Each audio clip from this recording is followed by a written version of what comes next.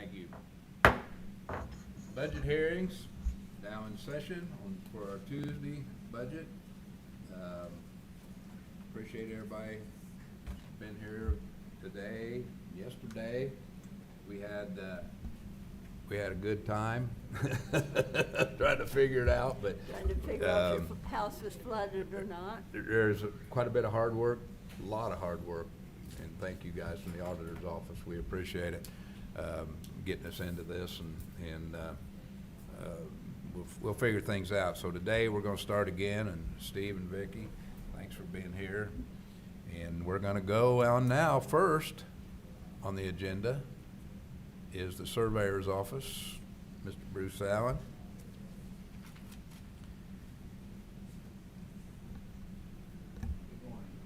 Morning. Good morning. I don't know. Is the green light on? Now it is. There you go. Okay, good morning again. Mine's pretty easy. Usually is. I have a pretty small budget. But the one thing I wanted to do this year is I really want to get my guys to midpoint. Everybody's coming to you guys in the budget or in the council meetings going midpoint. They're getting it. My guys kind of get a little frustrated because I'm not going in front of you guys and asking for their midpoint. I don't have a position to offer to give you guys. All mine are filled. We all work hard, just like everybody else. You know, I don't have a position sitting around for 2 years. One thing that I did try to do this year on the budget, I've cut my general fund budget by 45%.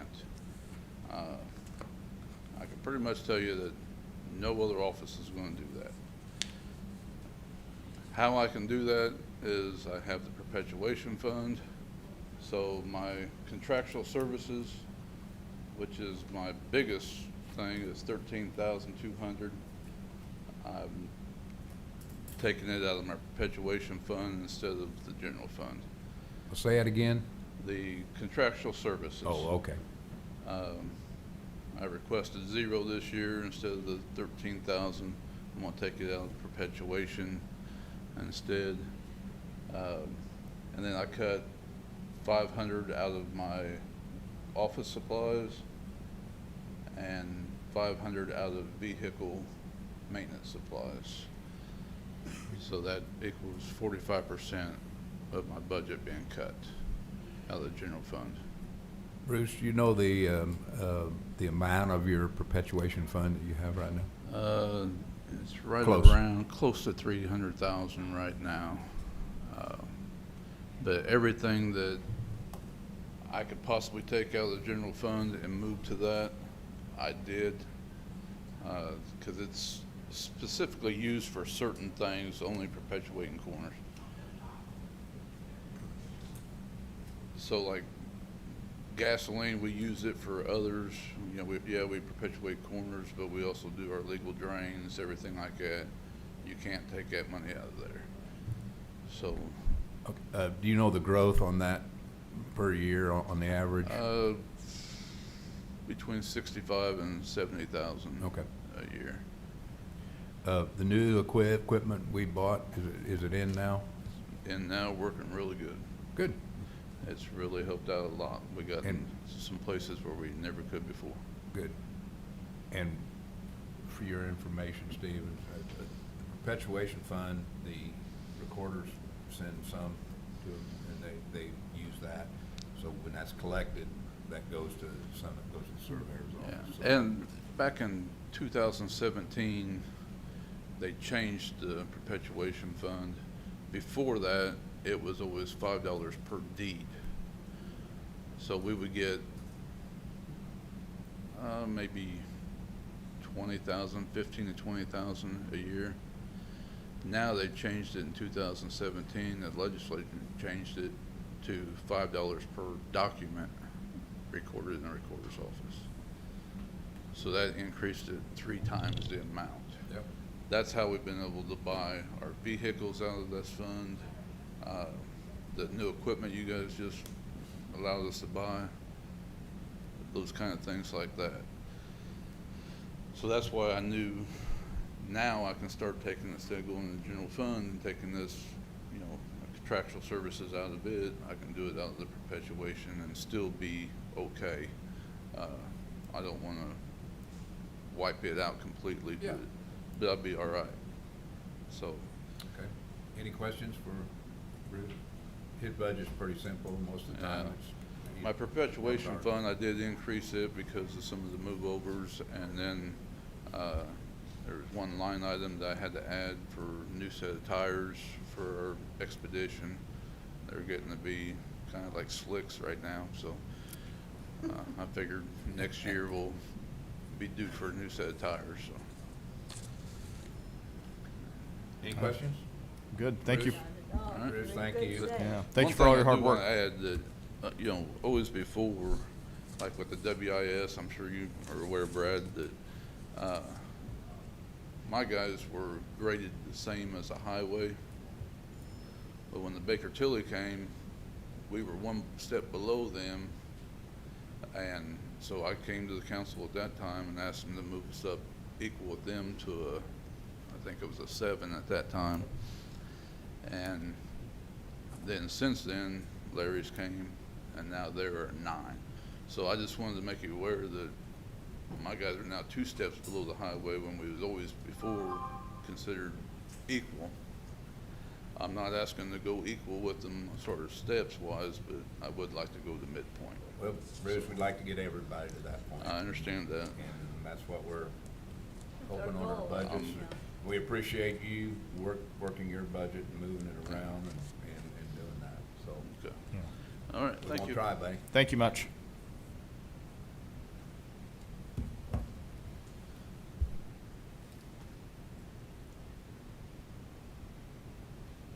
How do they wind up 2 steps below? I mean, That's ridiculous. Well, because the highway went to midpoint, I know, and then but I the mean, Baker they Tilly kept them down at, What's Baker Tilly know about that anyway?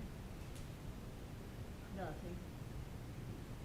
We're paying them too much money. Don't get me started. Been through 3 or 4 studies through the City years. slickers. And they're never right. We got too many consultants. Oh, Norm.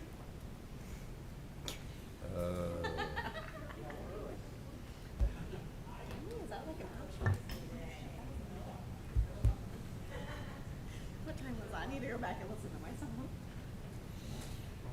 I think we need some entry level Quit music talking. for Norm.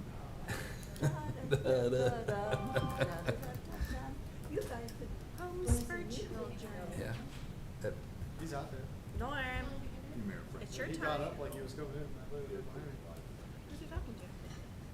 I like Holly. Oh, there he is. I'm coming. More time to speak.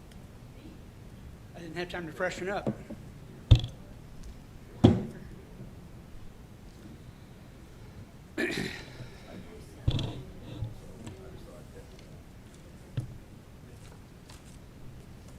Okay, Norm, we decided, we just had a unofficial vote here.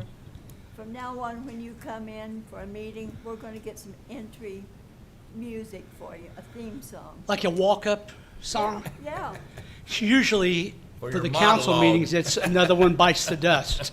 oh, another one bites the dust, perfect. Or everyone could just yell Norm. Did you watch Cheers? Anybody? Of course. Oh, yeah, don't miss him. Yeah.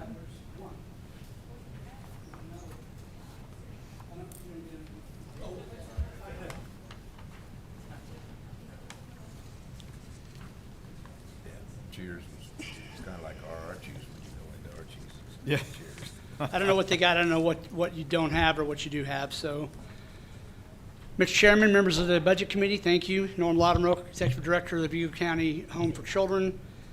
Do you want to start with the general fund or the non-reverting?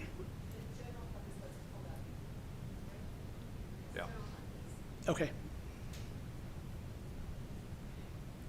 And mine doesn't quite look like that on the budget form that I use, but the first thing that I want to point out is, if we can get this change, it'd be great, but we want to get rid of that county home thing. The county home was out on Maple Avenue, and that was for, old folks. So if we can, so it doesn't confuse the public, there's a way we could do that. It's on last year's budget too, it's not you guys, I think it was like called Home Elderly or something, I don't know what it was, but it's, Called county home. yeah, so we just kind of, if we could fix that, maybe, I don't know, Eventually we will. yeah. So again, in the general fund, so with me is Holly Hooper, she's our finance manager, and so she helped do this budget, knowing what we're spending right now. So we really did a lot of research on this, because for the first year, we're going to be putting in a non-reverting budget, which we tried to take some of the burden off of the general fund and use user fees to help pay some of our bills. And so the 100s obviously were not filled out. I don't know what you guys plan on doing with that. The only thing that I would like to request, and I sent a letter that's in your budget packet, and so I know you're hearing this from a lot of people about part-time folks, but in my opinion, if you are a part-time employee and you do part-time work, then you should get a part-time salary. But if you are a part-time employee, or what we call a relief staff, no different than the jail or than the juvenile center, and the work you do is exactly the same as your full-time counterpart, except for benefits, I think you should make the same salary. So they're doing the same work as the youth care specialists. They're called youth care specialists. They have to go through the same background, the same physical, the same TB test, the same fingerprinting, all of the same vetting to get hired. And when they are hired, they do the same work as a youth care specialist. Sometimes they're taking kids to appointments, to therapy. Sometimes they're cooking dinner, playing games, whatever it is they're doing with the children. So they're all the same. What the part-time people do is fill in for vacations, sick time, time off. And then, of course, because we have 7 kids right now, that's a lot for one person to handle, given some of the trauma and mental health situations that we're dealing with. So as I approached the council a few years ago for the juvenile center, I'm approaching him now to ask that you consider raising the salary on my part-time people to that equivalent to the youth care specialist. Of course, they would get no benefits, but So let me ask you this, Norm. So when these relief people work, they work full-time to relieve a full-time employee? yes. Okay, but they don't work year-round? Right. So they may, someone may come in for a vacation, and so they'll work their shift, and then maybe the next week they fill in for a night shift that called in sick. Got it. Or a couple weeks later, we got someone that had a vacation or a. So they're on-call employees? Right. And we call them relief staff because that's what they do. They relieve the full-time staff. Part-time really is a misnomer. We like to we get them so many hours based on our budget now, so we can entice them to stay. Because once you get someone hired, it takes a month to get them hired. We don't want to lose them. And so we double them up. We have a couple, 2 or 3 working, especially in the summertime when there's no school, because then the house is full. And, an idle mind is the devil's workshop, so I don't want the kids to be bored. And then, so we take them swimming. We got some pool passes from the city parks, and we're able to take them swimming, take them to the zoo, some museums, some stuff like that in the summertime. But that takes people, So without the relief staff coming in to help or to relieve those full-time staff on vacation, we would be hurt. And they just, for $14 an hour, nobody will work. I mean, it is what it is, So it helps us get more, qualified people. It helps us retain those people. So that's part of what this letter requests. The other thing is that, which we'll get into in a minute, but we want to open that north house, the Carpenter House, the one on Rose Hill. We're licensed for it. We just need the staff to man it, and then we'll start taking kids. And so in order to do that, in management, there's a span of control that one manager is able to govern, and that's from 3 to 7, with 5 being optimal. And so Susie Rick, our operations director, if that north house opens, would be in charge of 12 employees, including all of her programming duties. So we would like to make a couple positions that are called house managers. And they would just be a one-person stipend position at each house that would help with some purchasing, menu creation, because we have to have menus that the Department of Education has to approve, nutritional guidelines that we have to follow, as well as DCS requirements, staffing and training that are ongoing. And so this house manager position would just receive a stipend. We're asking for a $1,500 stipend to be paid as the auditor's office sees fit, whether it's on their paycheck or in a couple checks throughout the year. I don't know how they do stipends. I don't care. So that would increase the budget a whopping $1,500 per person, so $3,000 for each house. So in order to do, what we would like to do based on this year's funds, it would be an increase of about $41,000 to increase those relief staff salaries to full-time wages, and it would be $3,000 to make a stipend for a house manager. And that would be like a working foreman, if you will, that would help Susie Rick, our program director / operations director, help manage those 2 houses. So that's what that letter is. If anybody has any questions about that.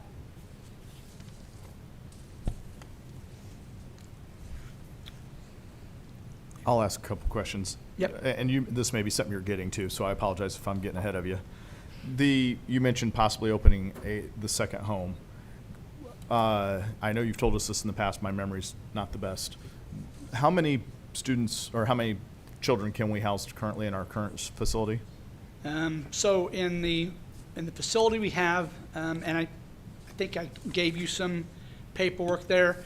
In the current facility that we have, the Glen Home, we're licensed for 9 Okay. boys and girls, and then at the Carpenter Home, we're licensed for 8. And how often are we at capacity to where you kind of feel like we need to open another home? Well, one doesn't lead to the other. Okay. So it isn't like one cup's full, so therefore this is the overflow. The Glen Home, which is on South 6th, is supposed to be a male-only home. The Carpenter Home is a female-only home. We asked for a waiver in our license to take females because we don't have the staff to operate the woman's home. We received 26 requests in 4 weeks to take women, and we don't have the staff to take them. So we had to turn those people down. Okay. So 2 years ago, both houses were open, and both houses had kids. Not many, but we had them. Bed bugs came in. There wasn't a lot of lobbying to get some things fixed, so they allowed that home to go into an idle status on their license, and they just focused on the one home. And then it just dwindled down. People were retiring. There wasn't a lot of motivation or effort to keep it going, and so that's where, well, we're going to close. And then when I decided to try to help a little bit, they kept it open. We got both licenses renewed in my name, and so that north house is just ready to open. The council switched the shifts that they worked from 48 hours or 24 hours on, or 48 hours on, 48 hours off, to 12-hour shifts.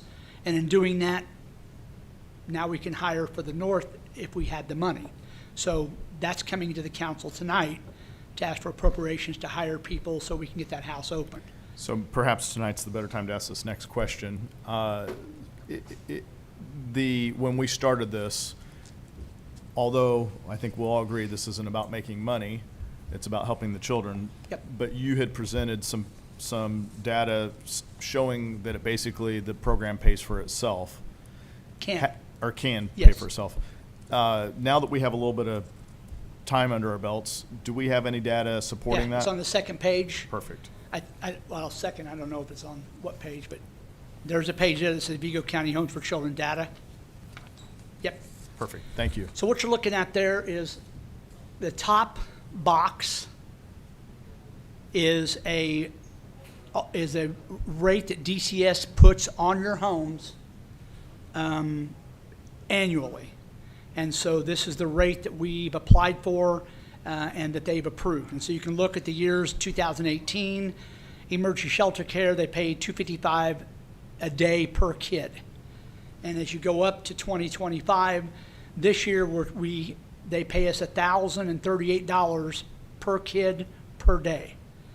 Next year, and this is on a separate email, but as you can see on the rate for next year will be between $1,135 and $1,145. So we're going to be going up again.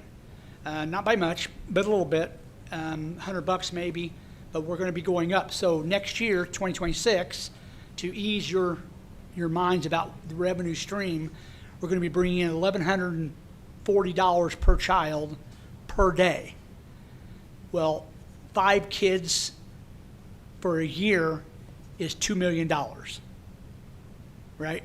8 kids for a year is $3.2 million.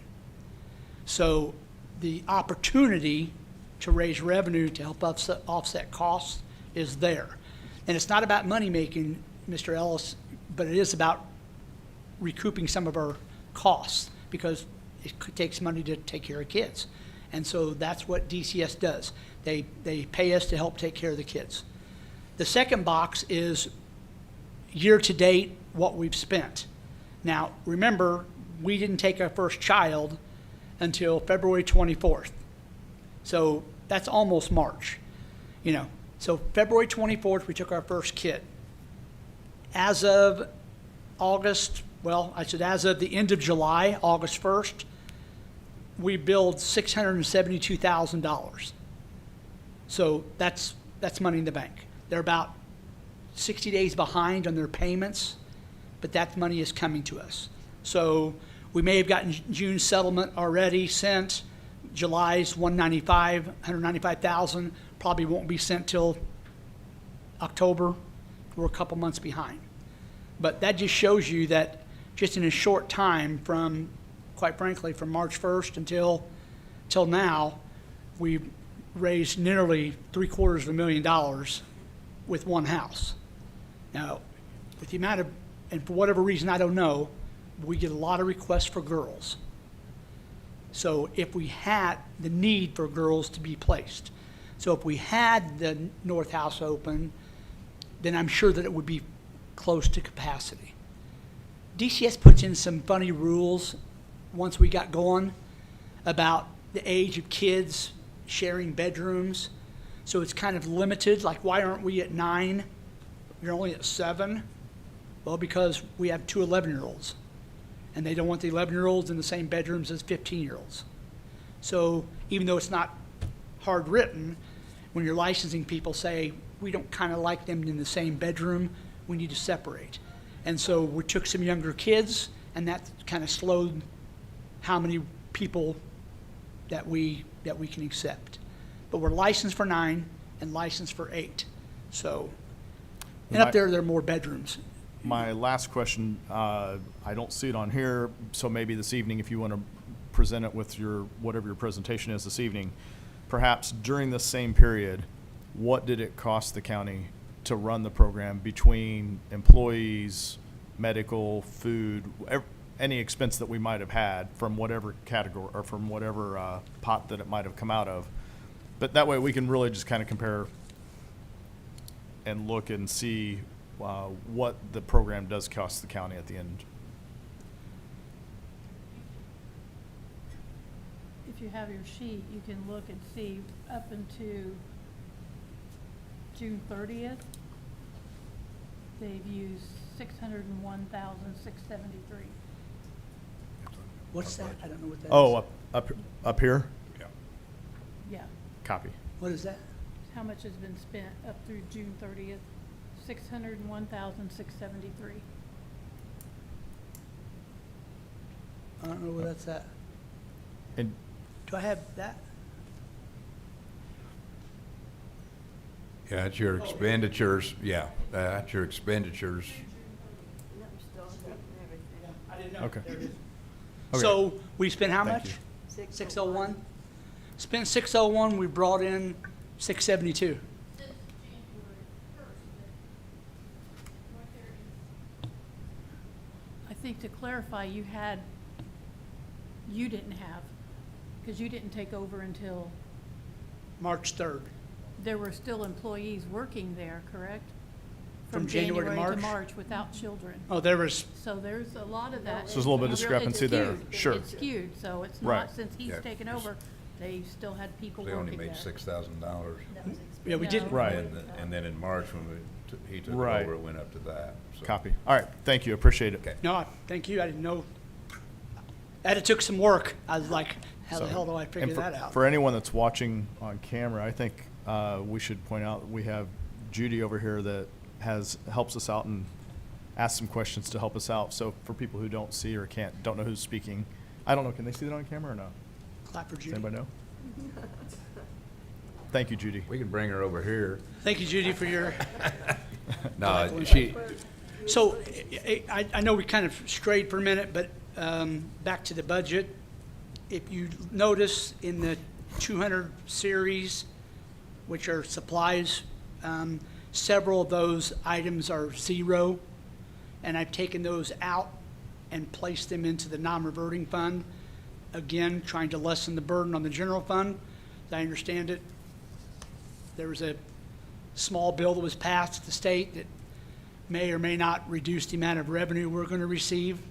So I can't help Just may a lot, reduce. but I'm trying to There's help a no may little. not. There's So- not That- may that was not, gonna- it's may. yeah, that was gonna be my question to you.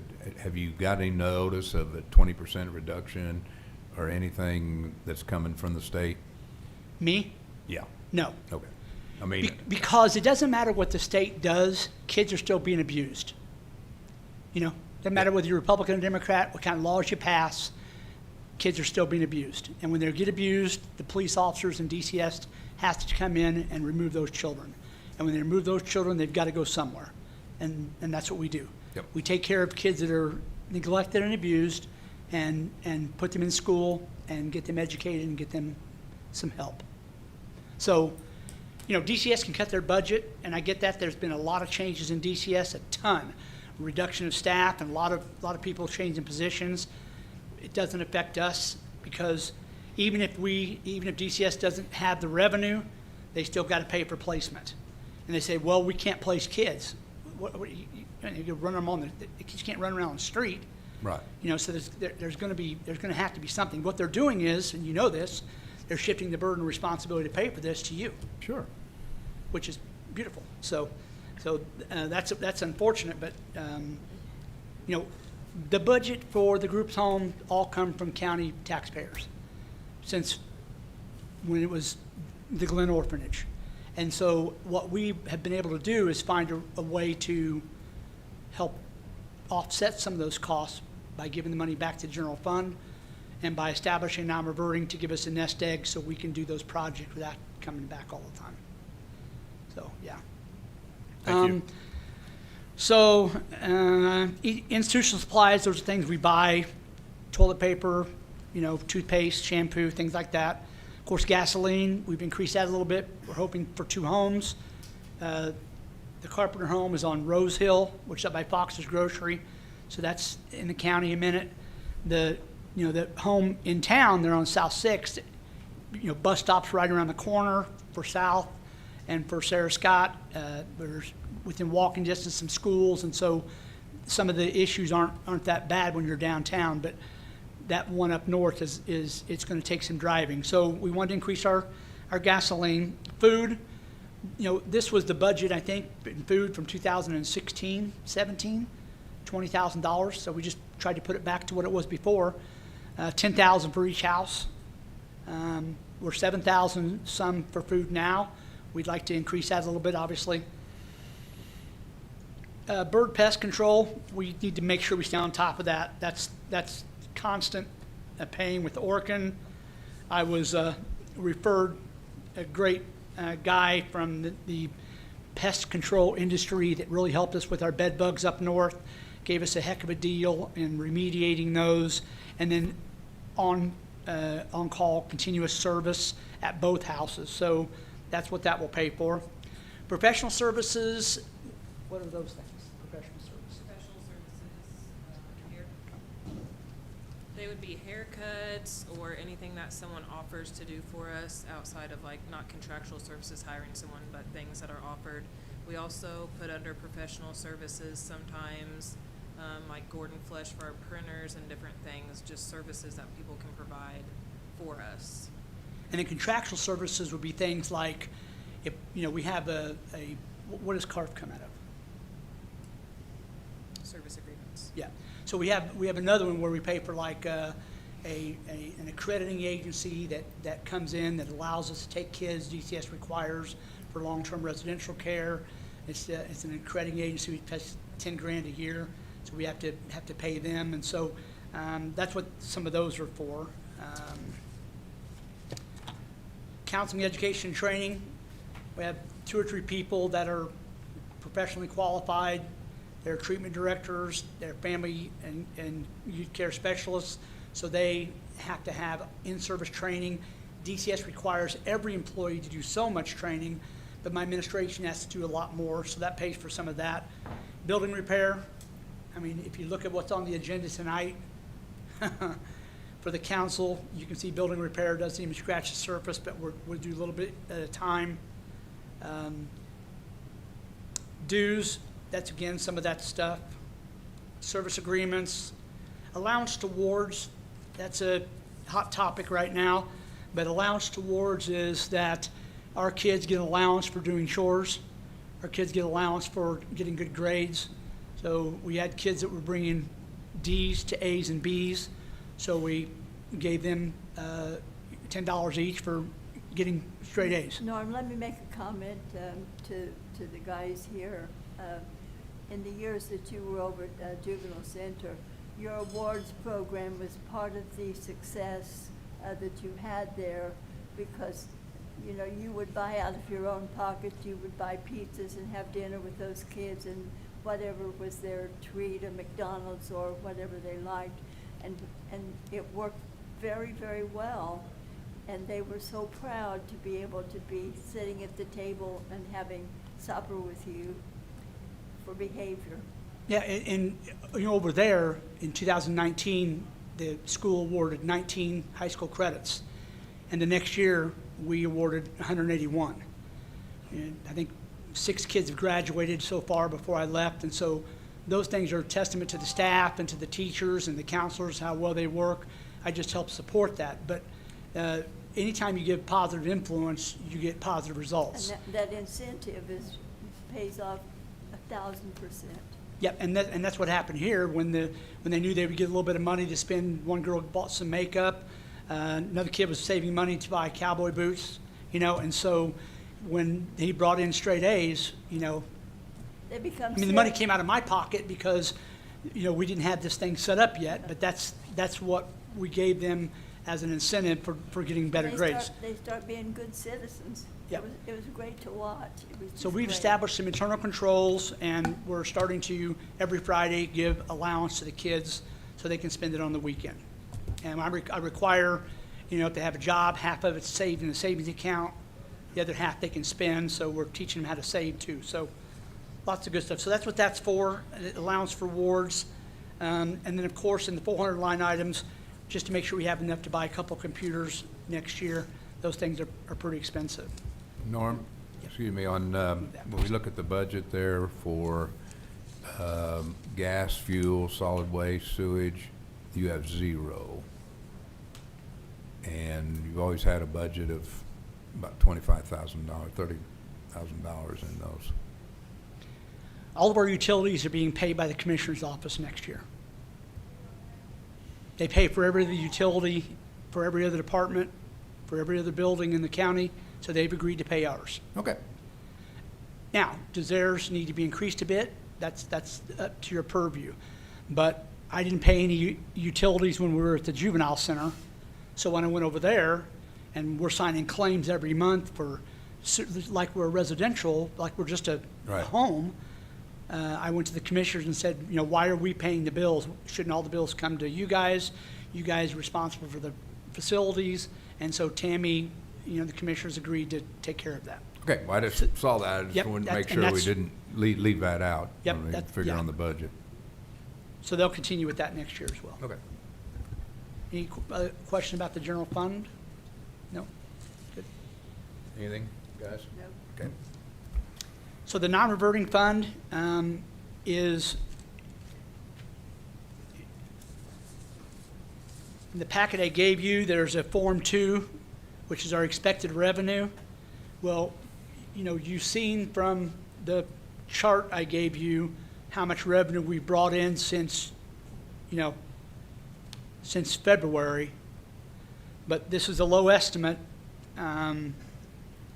We expect to bring in between July 1st and December 31st of this year an additional $92,000. That's if we have one kid. We're hoping we have more. And in January to December, which is 2026, we're hoping to bring in $184,000. That's the very low estimate I could possibly get. That's being extremely conservative. But our budget for the non-reverting fund is $103,000. So we're able to increase what we want to do with the group home by not spending money from the general tax roll, by spending money from DCS. And so if you look at, obviously the ordinance that was written to establish the non-reverting fund takes the money from DCS and splits it 75-25. 75% goes to the general fund, 25% goes to a non-reverting fund to be used at the group home. So of this $672,000, 25% of that stays with me in a non-reverting fund, 75% goes to the general fund. So of that 25% that stays in that fund, for 2026, we've moved, we've moved about $16,000 worth of supplies from the general fund into the non-reverting. That's where you see all the breakdown. $1,500 for office supplies, $2,000 for institutional supplies, and a little bit more for gasoline. No for food. We felt that food needed to be paid from the general fund. Maintenance, educational supplies, pharmacy, recreation, and then wearing apparel is a lot. We have to buy the kids' outfits. Even though DCS is supposed to provide us vouchers to buy the kids' clothing, they don't. So I'm not going to let a kid go to school looking like a ragamuffin, so we're going to get him clothes. CASA has been very cooperative with us. Holly was able to get brand new backpacks and lunch boxes and all school supplies from CASA. So they, you know, the county agencies have really helped us. County Highways came down and done some work on our property and done that for free. They worked on our vehicles for free. We just bought the parts. They took down an old block wall, allows us to put up a nice fence down there now. They patched our driveway. That's County Highway. The health department is getting us medical equipment, gloves. EMA has gave us office supplies. You know, it's just been a team effort on, all you have to do is ask. If you ask, then people are willing to step up and help, but you got to ask, you know. So I'm the squeaky wheel. Let me look at that. We got up there right now, you got $98,000 right at the bottom. Yeah. That doesn't add up. That's why I'm confused. What happened? The numbers don't add up to 98,000. I think there's more that goes down below that. That's what I was we're not- wondering, but Can you scroll down, I think is what he's asking on the, now you'll need to go back over, there we Don't go. add up, I'm sorry. oh. Okay. No, there was, the 50,000 What happened? wasn't there, wasn't showing. Nothing. Oh, it didn't show up? for your vehicles. Yeah. Yep, so, again, under the 300 series, contractual services, again, adding a little bit there. Travel expenses, kind of have to break training into training, which is the cost of the conference, and then the hotel should come out of travel expenses. So we're trying to be transparent on where we spend our money. Judy kind of keeps us on our toes about what line items to take things out of, so we want to make sure we're trying to take them out of the right one. And then the 400 series, you see that there's a big line item for vehicles. So when I took over, we had an old truck that was immediately taken to the scrapyard and taken away from us. That was a maintenance vehicle. We had 4 vans and an office vehicle. One of those vans became the maintenance vehicle. I gave it to maintenance, and they, our maintenance person, the extra maintenance person, you guys moved over there. He's using that van and to haul tools and to do work for the county. So I have 3 vans and a staff vehicle for the group home. If we open the north home, you know, that's all I've got to operate with. All of the vans are old. I think the newest one's 2016. So they've got a lot of miles. I spent $4,000 when I first started, of money that was not budgeted, for vehicle repairs to get those vehicles running. Wheels dry rotted. They've not been, you know, they didn't move them. We have a policy now where each vehicle has to be started daily and driven daily, and every shift has to trade vehicles. So we're able to find out when vehicles need work, if they need, you know, some type of repair, if they won't start, and also each vehicle gets the same wear and tear. So, you know, this $50,000 is to buy a vehicle that will transport everyone at the same time. If you buy you know, the minivan we have transports 6 people. Well, we have 9. And so we have 2 staff members. So I need at least an 11-passenger van to be able to transport. You can't just leave some kids here while you run a kid to the doctor or take a kid to Hamilton Center for therapy. You have to take everybody with you because you've got to watch those kids. And so if you don't have relief staff to help you and you're by yourself, then you load everybody up and we go to the store. We load everybody up and we drop off somebody for treatment. Well, you can't load everybody up if your vehicle won't hold everybody. So we'd like to get a transit.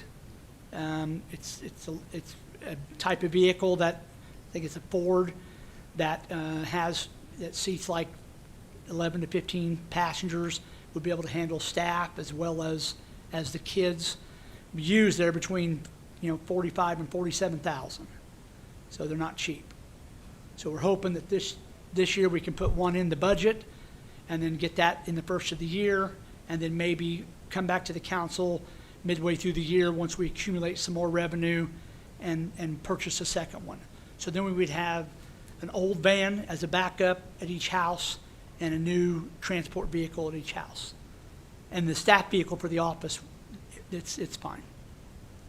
It's not, but it will be. So that's what those are. And of course, that's all DCS money, so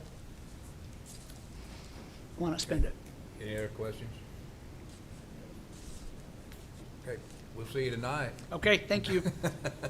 Might as well just Thank have you. a seat. We'll be starting again.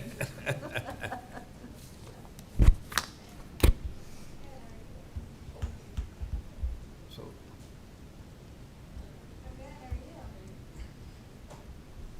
Non-reverting fund isn't in effect yet, so. Come on down. Okay. How is everybody? Hello? Oh, I'm here. I'm trying to be bright and shiny today. Hi, I'm Ellen Spillers. I'm the office manager with the juvenile court, and this is Magistrate Effner. We're just here for juvenile court budget, and then I brought our juvenile probation budget, which there's not much in there. All I have is drug screens. We're trying to get more revenue with their budget. We never have taken credit cards before. We've went live with the credit card system, trying to get some of our parents and stuff, kids to pay their probation fees, to try to get that budget more where they can get more in their budget to spend for their department. But that's all we have in the juvenile probation budget. For our juvenile court budget, we tried to decrease it as best we could on some line items. So we decreased in our office supplies down to $6,000. In our office supply line item, we have $5,000 for office supplies, and that covers juvenile court employees, juvenile probation employees, and we also have 2 clerks that are in our court. So they, of course, post-its. I do envelopes, all that kind of stuff for everybody in the building. 2,000 of that originally is for our community service program that probation department have for their supplies. We have deducted that 1,000, so at least they have 1,000 to get whatever the kids need for next year as far as the community service program.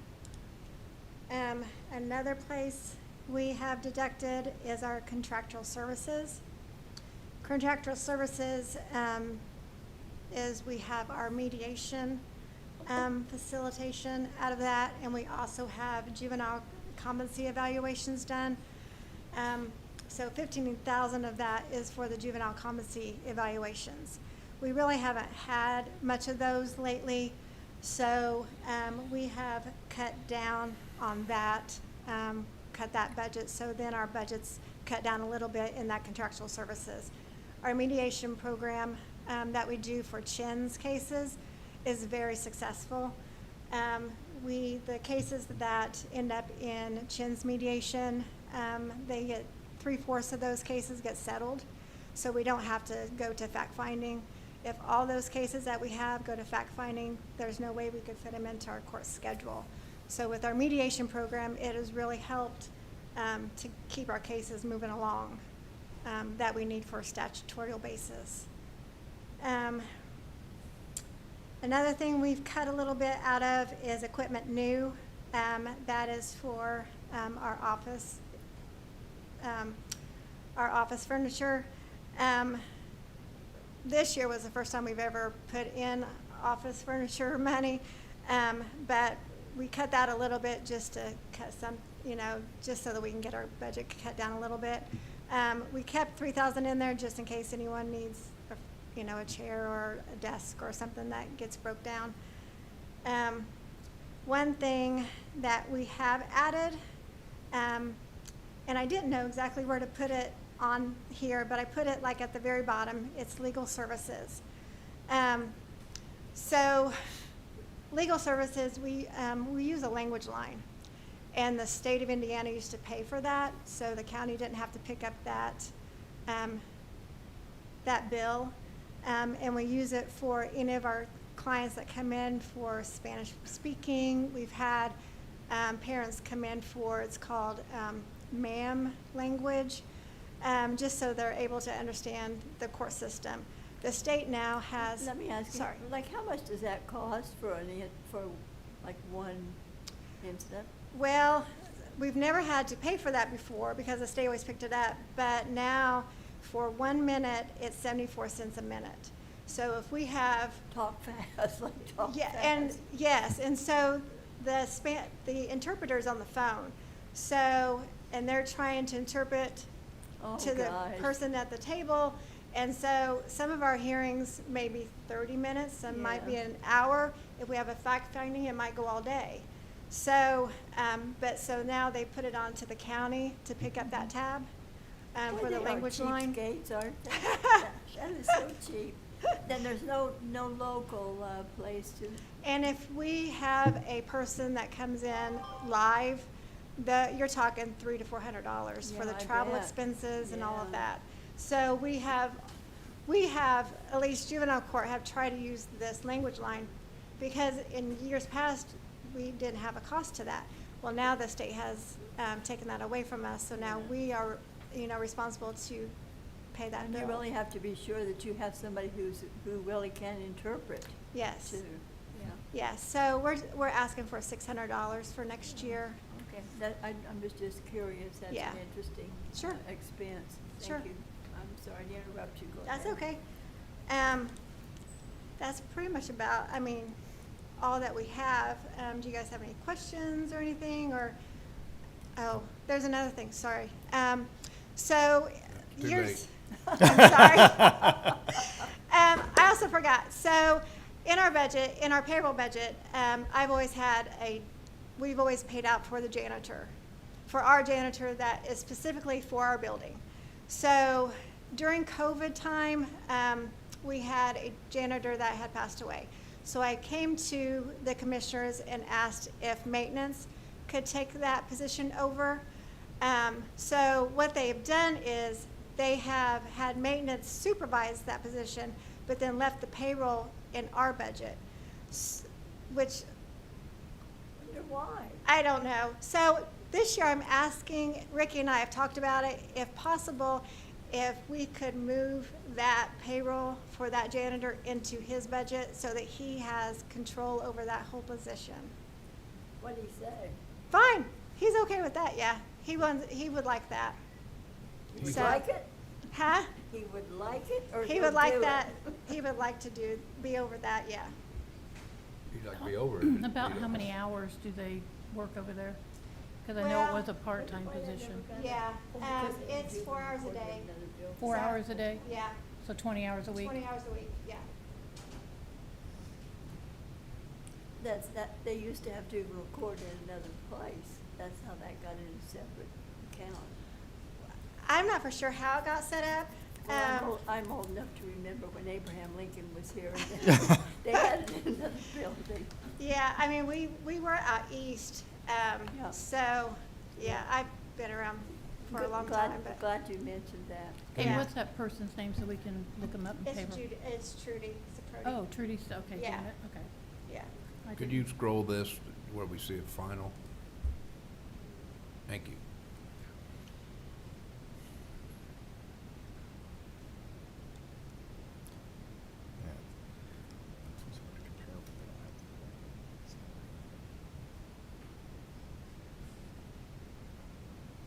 That's the 25. Judge, you have law books. What a deal. What's that? You have law books. What a deal. Right. You colored in all the old ones. Yeah.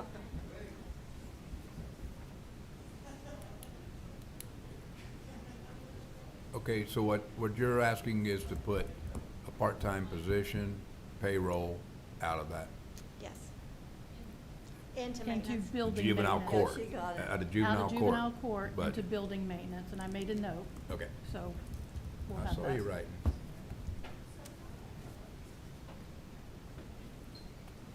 Any other questions? Good. guys? Thank you very much. Okay, thank Thanks you. for bringing it to us. We'll probably be talking again. We're Sure. gonna see you tomorrow, Judge. You're gonna come back again tomorrow. You just can't tear yourself away from here. Good deal. Thank you. Thanks a lot.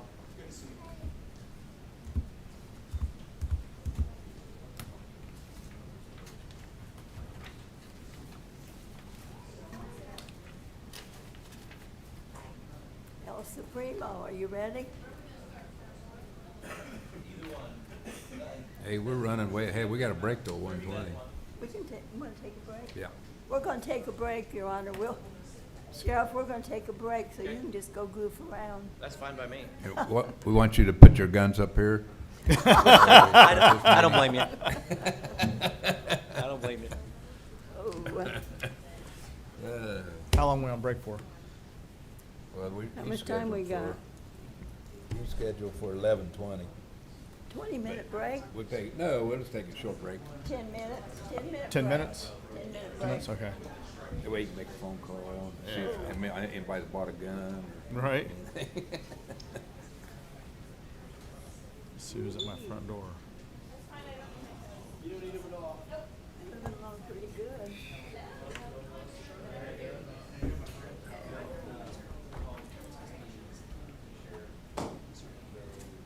Thanks for emailing that yesterday. touching on that. Yeah, right? I mean, it's what's important or not. I mean, letters just blah, blah, blah. Right.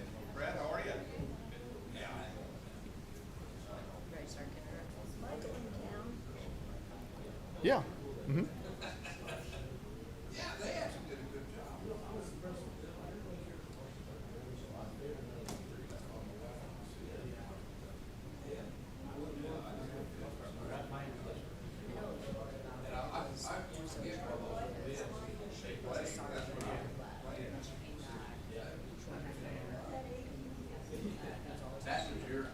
Oh, you don't say hi to me because. Don't say hi to me. Now that we're opponents, you don't say hi to me. That's all right.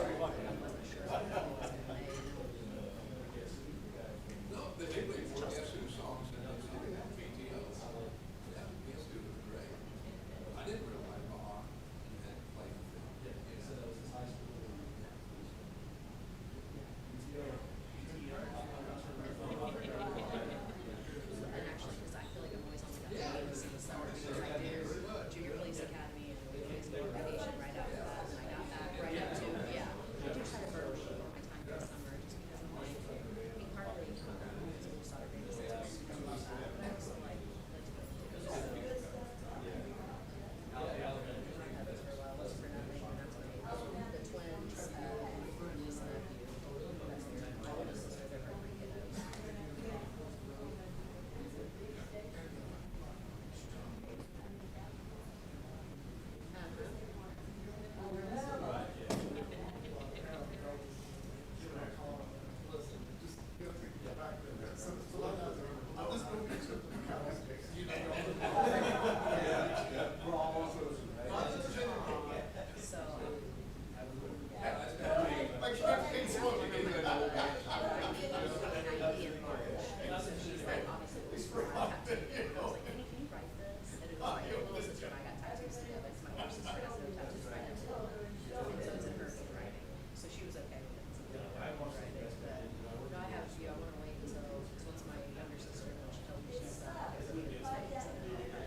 Figure out if we're gonna have another one or not, do some savings, yeah.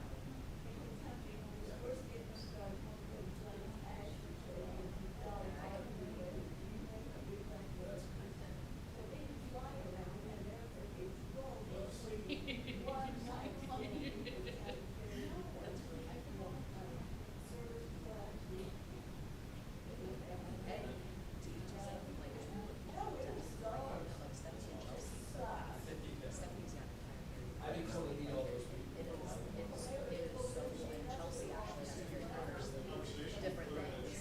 Stephanie's is like pretty much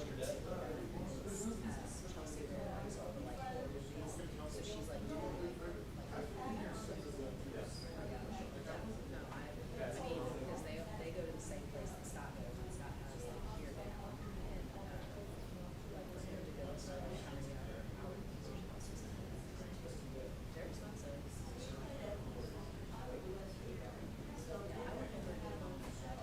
I have them here, but I know for like, I mean, her tattoo policy is different. It's crazy, like the shit.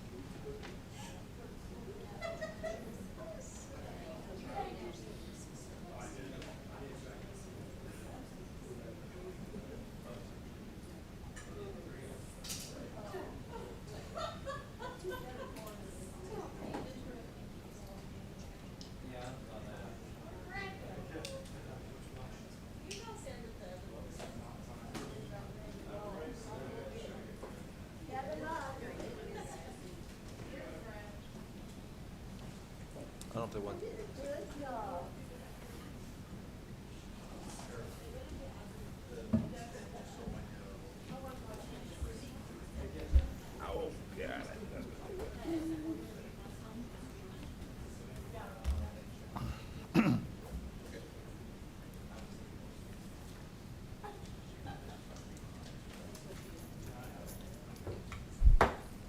Back in session for the budget hearing. Okay. We'll start out with the sheriff. Hello. Welcome. Thank you for Coming, having us. Bringing your bodyguards. Hey, we're here. Here to answer all the questions you might have. So I guess we'll do the business office first, if that's okay, and then do the jail second. Is that okay, or you want to do it? over What now? you got, Judy? Yep.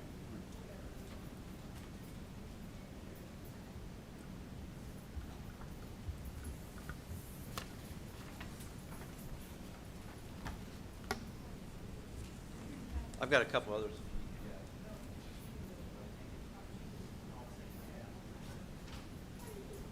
This be the For his collection. general fund. Is that what you got up? Okay.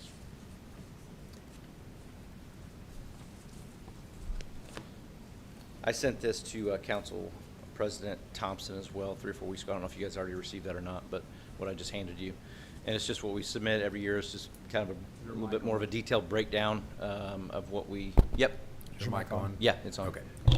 It's a little bit more of a breakdown, detailed breakdown of what we're asking for. So you just want me to go through each line item, and then if you have questions, how do you want to do this? Yep, Okay. please. So on mine, my first one is retirement. That is basically based on what McCready and Keene advises us we need to receive every year. So it's really kind of out of our hands, out of our control, what we ask for. It obviously fluctuates a little bit each year. We obviously accumulate some funds through process service, tax warrants, things of that nature. And again, those are estimates. We can't predict what's going to come in from process service and things of that nature. So every year it's an estimate. It's usually pretty close to that estimate. So point being, the total funding request for 2026 is a little over 1.2 million, 1,281,000.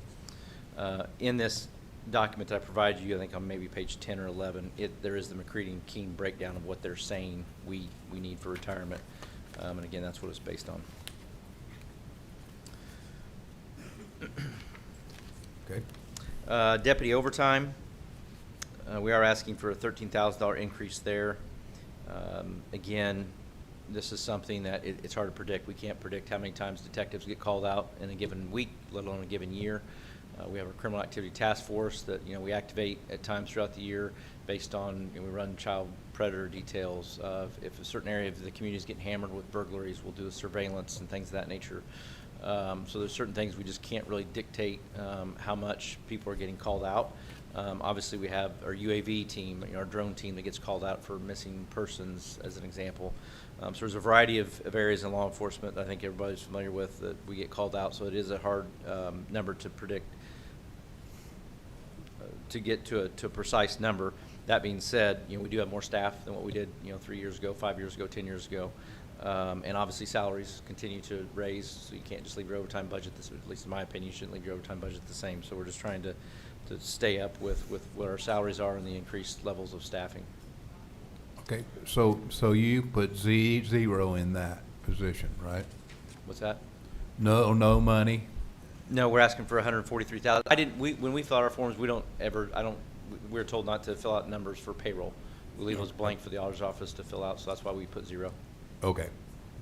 But we're asking for 143,000. It isn't on ours, so that's what I was. I'm sorry. Okay. Sorry. No, you're okay. Office supplies, not asking for an increase there. Other supplies, not asking for an increase there. Animal control, not asking for an increase there. Gasoline, again, gas prices we can't control, but we're not asking for an increase there. Contractual services, we are asking for an increase, and I'm going to just, I don't want to get confusing here. There is, and I have Jeff Fox here, who is our IT guru with the Sheriff's Office, but with contractual services, we are asking for a little bit of an increase there. And let me just back up a little bit. So Councilman President Thompson and I spoke quite a few months ago, and he was wanting us to put together a 3-year plan for the council to, like, I'd call it a contract, or even though it's not necessarily a contract, and he probably gets that from, you know, being the Charlotte City Police Department. But so we put together a 3-year plan for our salaries, benefits, things of that nature for deputies and basically all of our staff. So that's a part of the package as well. But in addition to that, I was speaking with Jeff Fox, and he, to his credit, he said maybe we should do a 3-year plan on our IT-related items. So, you know, software and computers, laptops, everything in terms of IT. So with that being said, he put together a 3-year plan. Obviously, I approved it. So if there are specific questions on that, and again, there's a breakdown here as well. It's a 3-page document right past our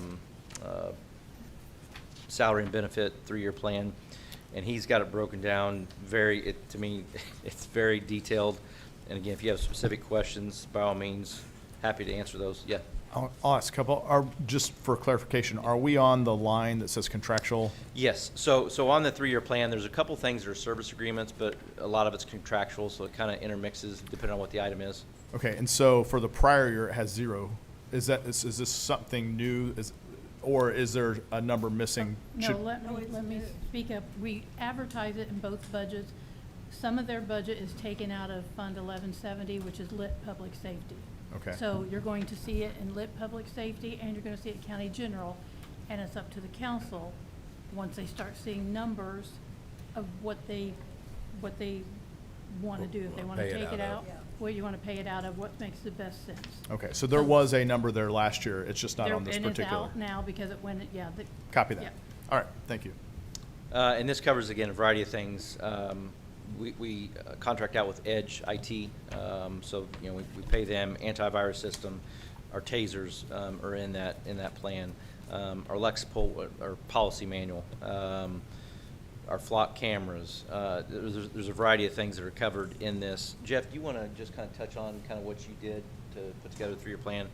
And if you have any specific questions, he's the person to answer those. Council, thank you for your time.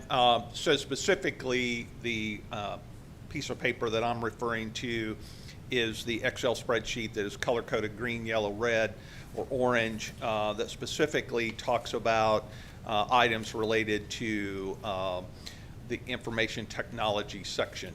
And so basically, this addresses information technology software, and it may also address hardware.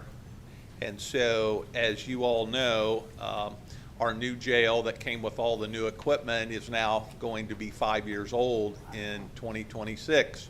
And as we like to continue to be proactive instead of reactive in our presentations to the council and other bodies, our goal here is to prepare the council for the fact that once you reach a 5-year mark in information technology hardware and software, you're going to start beginning to address replacement cost. And so though some software updates on a regular basis, there are many software applications that expire. And unfortunately, our friends at Microsoft like to expire equipment and software. And so they want you to come buy, you know, bigger and better things. And so, as the sheriff mentioned, what I felt it was important to do was prepare the council for this long-term plan so that you can make a decision as to whether you want to address this proactively or reactively. And what I mean by that is this gives you an opportunity to see what a 3-year plan would cost the council each year, as opposed to us waiting till it breaks and then we bring you a big number and say we need $500,000 because all of our equipment in the IT room is obsolete and has to be replaced.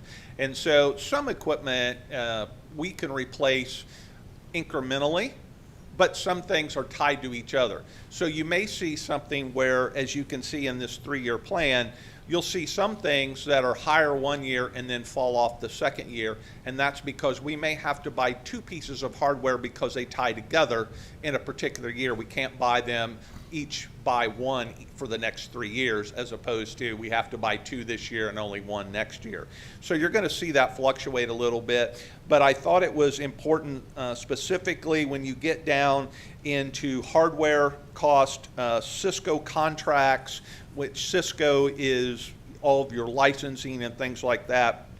And then you get down into Cisco hardware, things like that. And then at the very bottom, the last section of the spreadsheet specifically talks about hardware replacement plan for 2026 through 2028. And that's when you get into what I call the user equipment. So these are the keyboards, the mouses, the computers, the banging that get, hit 24/7, 365. This is the kind of equipment that, again, it's my opinion and what I recommended to the sheriff is that we remain proactive. Let's not wait for a computer to break. Let's replace it so it doesn't break, because in our line of work, if something breaks, then we're down for a period of time, and in public safety, that's not a good move. And that can impact the sheriff's office, its operation, the jail, the liability of the jail. If we have a piece of camera software fail, now we're not recording that piece of the jail for a given period of time. And so, as you can imagine, those kind of things can bring liability. And so that's why we remain to present this to you as a 3-year replacement plan. And I realize that nobody has a crystal ball here, and it's difficult to know what your revenue forecasts are and to commit to something, but we felt like we should get it on your radar, knowing that this equipment is going to reach end of life, and our suggestion would be to attempt to replace it over the next 3 years as opposed to bringing it to you all at once. So if there are particular line items here that you have questions about, I'm happy to address each one of them, but in general, our thought process here was to give you a 3-year plan to address the long-term plans for the IT department at the sheriff's office. Okay, thank you. Thank you. Thank you, Jeff. Okay, moving on. School liaison program, no increase request there. Same with repair of equipment.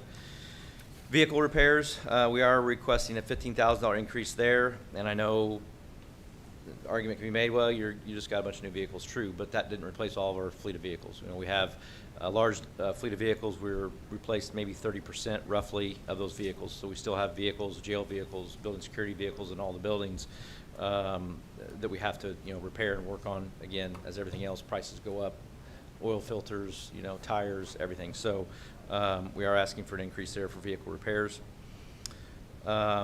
Service agreements. Excuse me, remains the same. I'm sorry. Personal protection equipment remains the same. Excuse me. Vehicles, that was established. That's a 5-year lease there. I will say part of the plan that we were talking about there, the 3-year plan, we are asking for, again, just to put on your radar, we're going to ask for next year for 2027 about a $60,000 line item addition or increase for vehicles. Again, this conversation I had with Council President Thompson, so we're not looking at replacing vehicles every 5 years. We'll continue to do that, but we'll replace some of our vehicles in the middle of that every 2 or 3 years as well. Not the full 30% of the fleet, because we're going to get to the point with our vehicles that, we're already driving. There's a lot of vehicles in our fleet that are 7, 8, 10, 11 years, 12 years old. And, you see some of the cars around. So.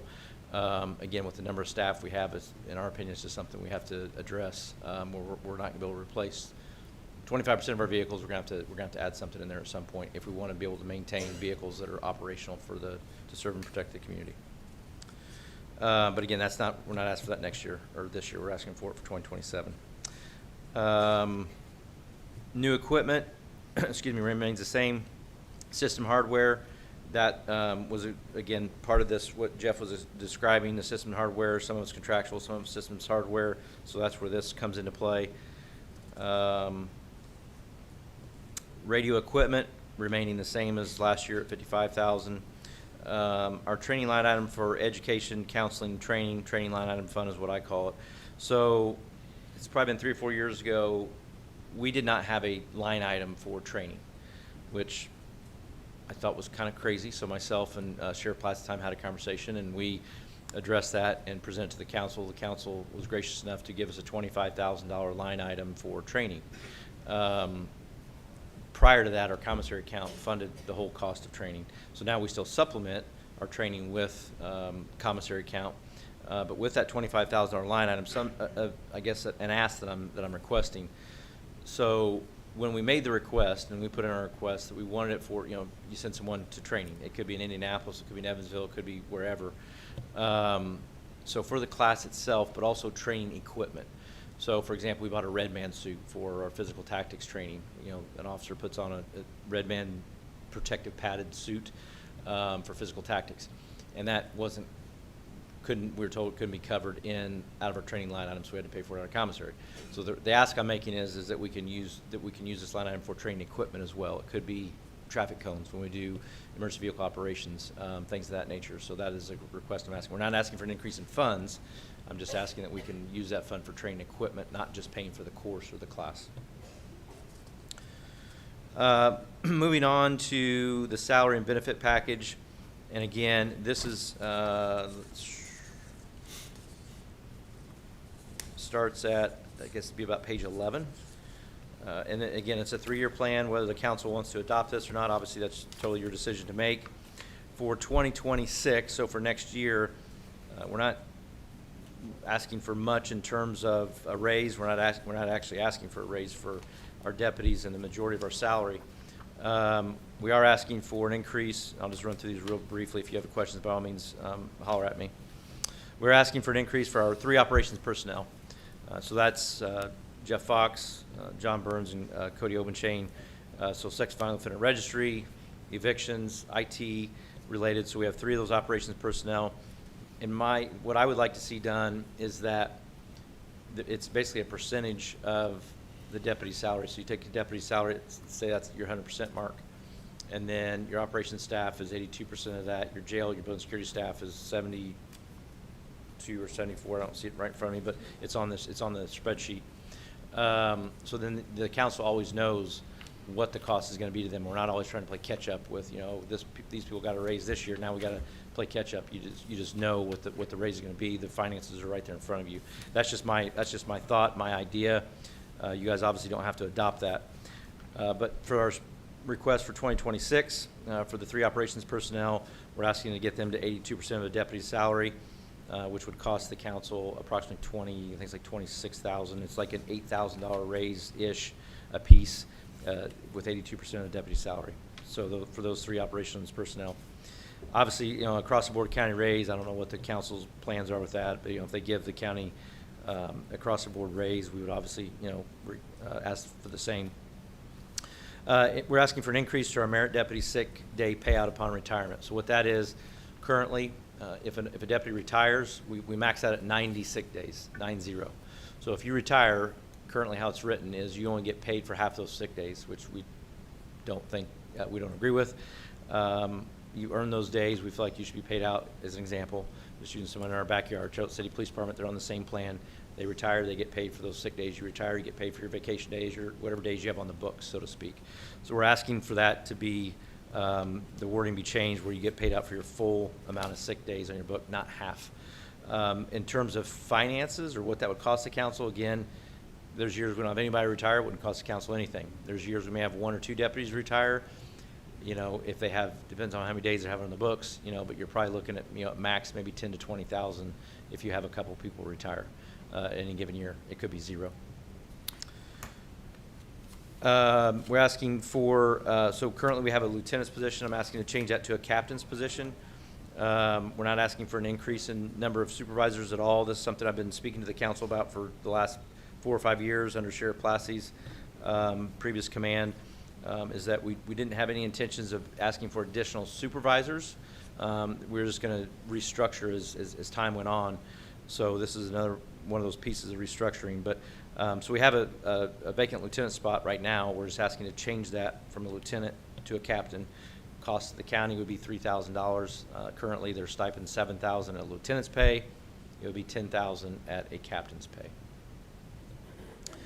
We're asking for a part-time offender registry person position at 24 hours a week. Again, the sheriff's office, the sheriff is responsible for the registry in Vigo County for sex and violent offender registry. We have John Burns, who does an exceptional job with that currently. I think everyone would agree that's a vital position to our county to stay updated on that position. He's basically came to me and asked for some help.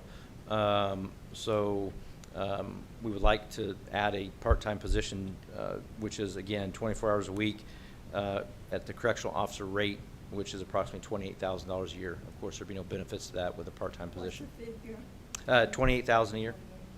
And that's not to a T, but that's gonna be pretty close. And again, obviously no benefits to that position at part-time. It's more clerical related work. They wouldn't be going out into the field, but it allows him more time to go out into the field and this person to do more of the clerical work. When people come in to check in, he can free himself up to be out in the field.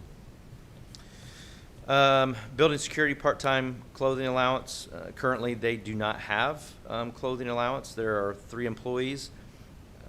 In theory, I guess we could have 4 employees because we're budgeted for how much we pay them, but right now we have 3. So I have it at $4,500, but $1,500 a piece. I would just like to give them a clothing allowance, even though they're part-time. They're still working, 3 days a week. They don't get the benefits and full-time staff does. So we just want to try to get them a clothing allowance as well. Additional full-time building security officer position. This is something that is being requested based on the additional court that has been added over at Community Corrections. So with Chin's cases and working longer hours, we would like to request, I am requesting an additional position to help cover that court. Obviously, Chin's cases can get somewhat volatile at times. Just to be straightforward and honest, when our building security staff are fully staffed, when everyone's working, nobody's on a vacation day, nobody's sick, everything's going smooth, we probably, could manage things without the additional position. But again, when you start taking into account people taking off, people sick, vacation, et cetera, training, whatever it might be, that's when you run into issues and you're being short. So due to that additional court that was added, we are asking for an additional building security officer position for that. Front business officer manager increase. We're asking for an $8,000 base pay increase for her title. I don't want to get into, necessarily comparing what everyone else makes in the county by all means. But I believe that, she oversees 3 individuals. She obviously runs the business office, the sheriff's office, payroll, a variety of duties that she's in charge of. So I believe that it's very deserving that she gets a base pay increase. As well as our administrative assistants. We have 3 administrative assistants who our front business office manager oversees. We're asking for a $5,000 increase for each of them. Obviously, total would be $15,000. Process server hourly increase to $20 an hour. Right now, they're at $17 an hour. That would be an approximate $4,000 increase total to the council. So we're just asking to raise their hourly rate from $17 to $20 an hour. And then we're asking for the county to supplement $10,000 a year to process server salaries. Right now, and Pam, the process server salaries, payroll, can you come up here real quick?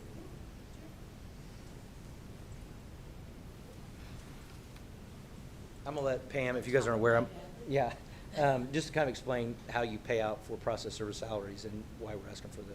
Yes, so the sheriff's cell line item is where we pay our process servers. So in that, we get money from the sheriff's cells. That goes in that line item. We pay SRI for our sheriff's cells online.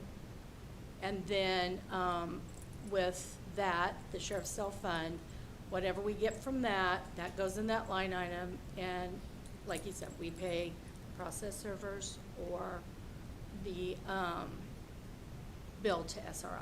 That's what comes out of that.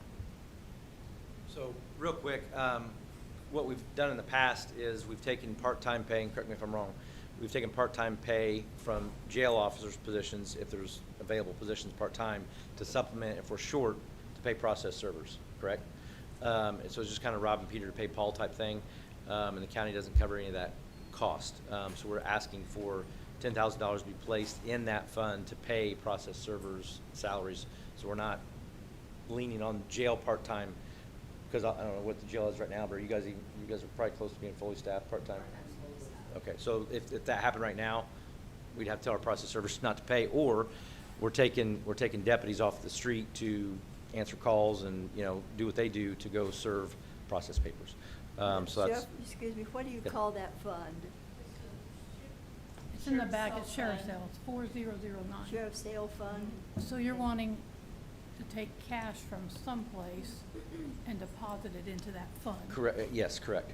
Just to help offset those shortfalls when we're short. We can have a yard sale and. Yeah. Got it. I mean, and, you know, the sheriff's responsible for serving process, we're gonna serve them. I'm not saying that. It's just the fact that I'd rather let our process servers pay them and have the money to pay them versus pulling our deputies or detectives to go serve process papers. Got it. That's really all I have. I'm just gonna touch very briefly, like a minute here, and I'll wrap up. The 3-year plan, that I've referred to a couple times. So I'll just kind of skip over to the goal of where we want to be in 3 years. So right now, we're at 65,000 for deputy. We're looking to be at around 75,000 in 3 years, so by 2028.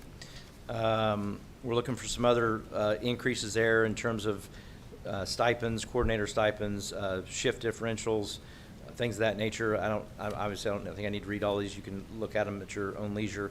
And again, I talked about the salary increases of just trying to get it to where all of our staff are the same percentage of a deputy's salary. Again, to me, that'd just be easy decision-making processes for the council, you know, to understand what your finances look like. But again, that's up to you whether you want to accept that or not. But that's our 3-year goal or 3-year plan. That's all I have to present in terms of the sheriff's business office side, patrol, deputy division. If you guys have any questions, by all means, I'd be happy to answer them. And also, if you have any questions after today, I'd be happy to answer those at any point in time as well.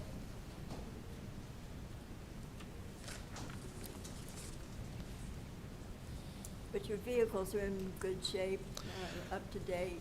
The ones we're receiving, yes, they're the new, so yes. But again, you know, we have our jail vehicles get a lot of miles on those.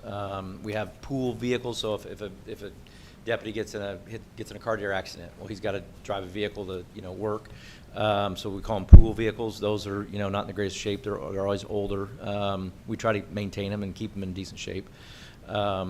Our building security guys, they don't get brand new cars, you know, so they're driving, you know, older vehicles. So again, we try to maintain them the best we can. But with a fleet our size, and obviously vehicle prices, you know, continue to rise, they're not dropping. How's your maintenance facility working out? Great. It's a great benefit to us. It's convenient being right there. It allows our vehicle fleet manager easy access, less time, you know, traveling to West Vigo or what have you. So it gets a lot of use. I'll ask a couple of follow-up questions. Yes. On the payout for vacation days, Sick days? or sick days, Yeah. I'm sorry. Payout for sick days. Yep. We currently pay for half already, correct? So once someone retires, yes, Right. you currently pay for half. All right, correct. so your if ask you have- is if you have only for six- the other half? Yes, so we max out at 90. That's the most we can accumulate. Doesn't matter how long you're there. 90, you're done. Okay. So if someone retires and they have 70 days on the books, they get paid for 35 of those days. We're asking for them to be paid for all the days that they've earned, so the full 70 or the full Gotcha. 50, whatever it is. Okay. So right now, yes, you pay Does for that half. include vacation days? Well, currently, we already pay out for all your vacation days. To me, it's just weird. You pay out for all the vacation days. You understand if you've got a guy that's got 150 days, Mhm. you can't hire another person. Well, How I'm do sorry. you hire another person because you don't have the money budget? I'm not following what you're saying. If you're paying out a guy for not work for a year or half a year, there's a position there that you don't have any funding for because you're paying it out. Well, if you pay it out, then they're off the books. Yeah. So you have the position if you pay them out. Okay. I think I think I know what you're saying there. Other departments I know do that. Number one, we don't allow people to accumulate the amount of overtime hours like other jurisdictions, other agencies do. So we're limited there. Vacation days is 25. Yes, you can take your vacation days for your last 5 weeks, and then you're on the books. You can't hire somebody out. You're absolutely right. But if they're paid out, if you're paid out your sick days, those days aren't on your books, so it doesn't affect. And you can't take, by policy, you can't take multiple sick days in a row without a doctor's note. Right. Vacation days are different, so sick days it wouldn't affect. I get what you're saying, but it wouldn't affect that aspect of it. Okay. Any other questions on the sheriff budget? Okay. I've got Jerry, one. You got? Yes. When you replace equipment, Mhm. like tasers, computers, do you, and you may not because it may be a point of interest that, they're sensitive information you don't want anybody else to get a hold of. Do you resell those? Where do those go? No, typically no. So tasers, for example, they just become obsolete where So you just junk it? Yeah, you junk Okay, it, you throw it in the all right. trash. All right, Yeah. I was just curious. Yeah, computers are the same way when they become obsolete. Well, I know in your line of work, you just don't want that to go Yeah. just anywhere. Exactly. Now, with an exception would be like vehicles, for example. We don't trash those. Right. We trade them in and but we may trade in 10 of our vehicles and maybe get one, which is Yeah. what we'll do now. Because again, you're talking about vehicles that have 180, 200, 250,000 miles on them that, just aren't in the greatest of shape. So we do that with some things, but certain things like tasers and things of that nature, no, we don't. Okay. Let me ask you about how's the kitchen? How's that, how's it I'm working? sorry. The kitchen? Oh, the kitchen. I'll talk about the kitchen. This is the kitchen guy, yeah. Hey, also to answer your question, there's actually like a criminal justice, cybersecurity thing. By law, we have to destroy any hard drive, so which pretty much destroys the computer. Right. We actually take them to the range and shoot them for that. That way they are destroyed. That sounds like fun. You guys good with me? Yeah. Thank you. Thank you, Charlie.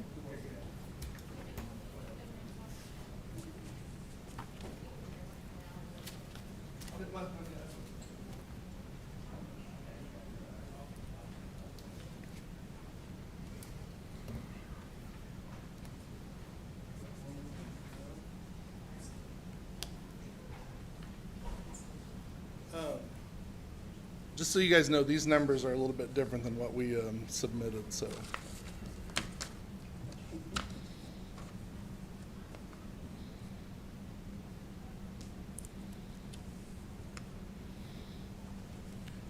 All right, same thing. Do you want me just to go through each one of these? Or do you guys just want to ask questions about them, or what do you want to do? I know we're Well, running Just let us short look on at it time. here for a minute, and I'm sure we may have a couple questions for you. So these figures are not gonna be accurate because we have the numbers they originally submitted. We're gonna have to go back in and change them. And also, they're going to be in Lit Correctional Rehab Fund 1233. Because we advertise them in both places until you decide. Till we decide which one we want to pay it out of. Correct. Yeah.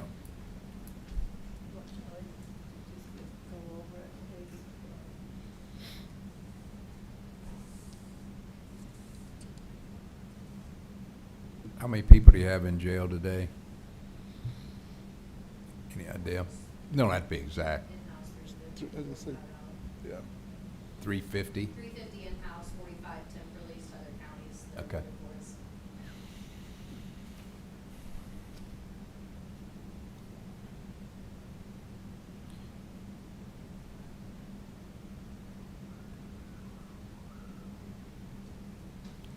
I mean, everything we see is going up a little bit, but so is everything in the world, so. Right. We understand that, food and the vehicles for the jail. What are the vehicles for the jail? The vans? So primarily we have two different things. We have like a big transit 12, 15 passenger van, and then Yeah. we have some minivans. Okay. We've been getting some like decently used Dodge Caravans because that way we can still use the old equipment and not have to incur that cost. So, but Dodge quit making those. I mean, now I think everybody's doing the Yeah, the Chrysler Pacificas. It's kind of the Dodge thing. They're pretty fancy, though. Yeah. My daughter had one of those. Just the government package is not too fancy. No. Non-related question, how often do you guys use the 15 passenger? Every day. It does get, For court. We, none of our courts are, when I say none, I think maybe city, and there's occasionally somebody else, but none of the courts are using the video court system. So everybody's going to the courthouse, sometimes twice Why? a day, and, That's up to the judges. yeah, I don't know. We hadn't trained there for a while. Okay.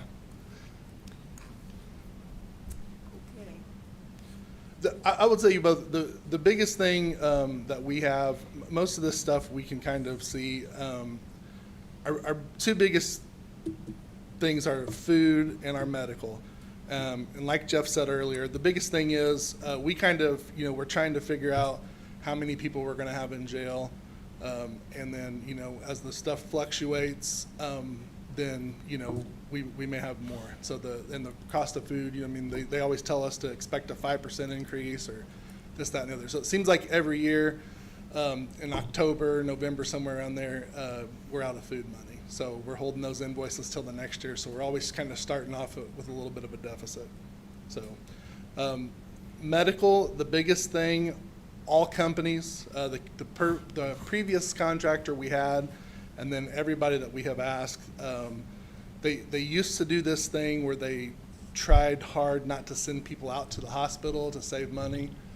I think that has backfired on them. So anyway, we've got some lawsuits pending, so I can't really comment a whole bunch on that. But nobody's doing that anymore. Now they are, like if they send somebody to the hospital and we're stuck paying for it.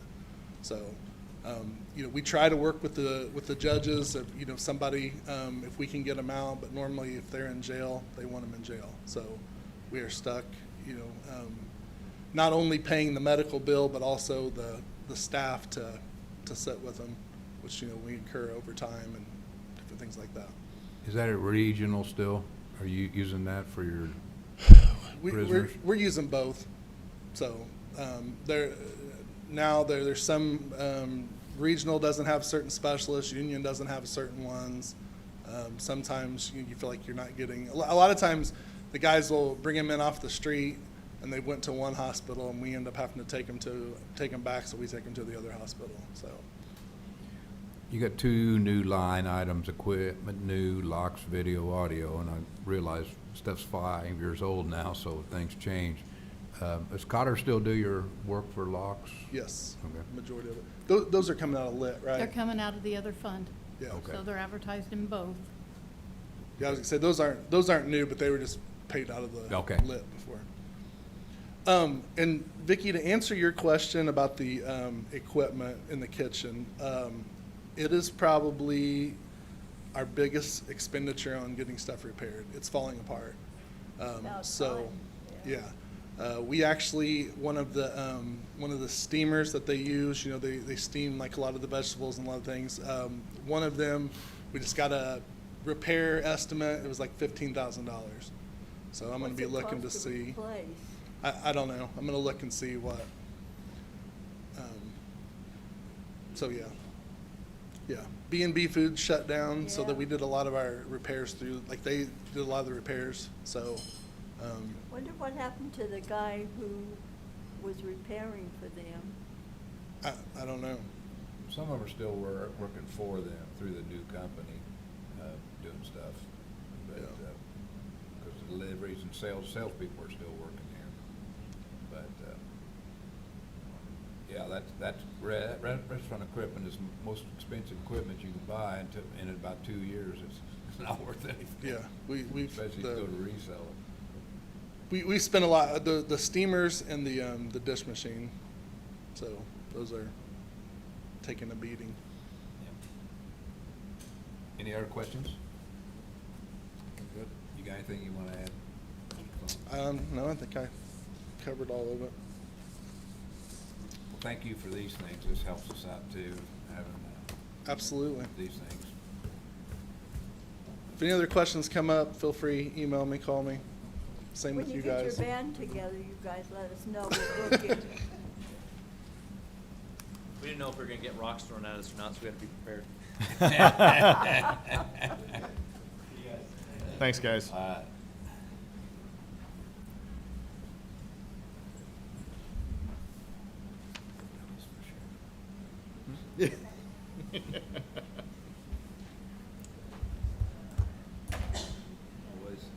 hear those things that kill her. Yes. We need to find We that paid for repair the last guy. 3 deputies. We need to find the B&B repair guy and hire him. Their retirement, when they started that retirement years ago, our cost was $585. It was an investment deal. It had been up to like $2,000 or $3,000. That's the story of every business has got that situation.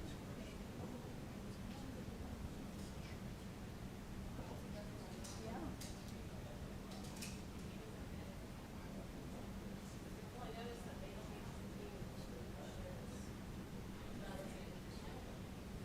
How are we gonna get rid of one? Nobody quit, Stephen. Why the hell would they quit? That's the reason you're here. That's right. They don't quit. They just did. Insurance. Well, it's like food. I spend $70,000 a year in insurance, taxes, on rental property. You spend a lot too. And the insurance is, got crazy. Just on vehicles, insurance.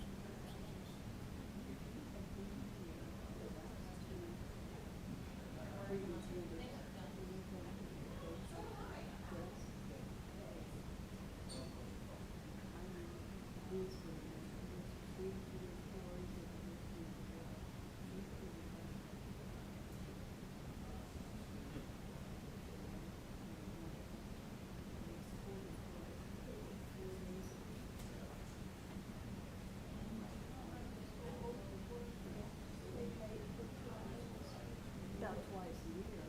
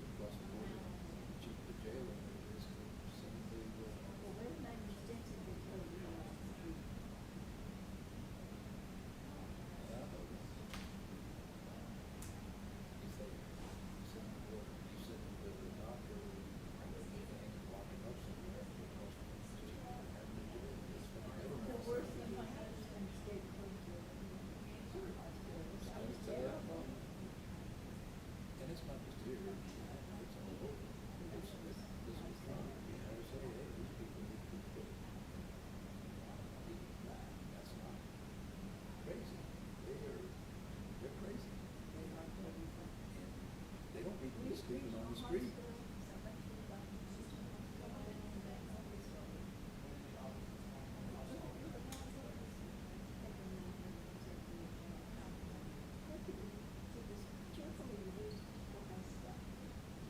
Well, you sure ain't doing nothing but that.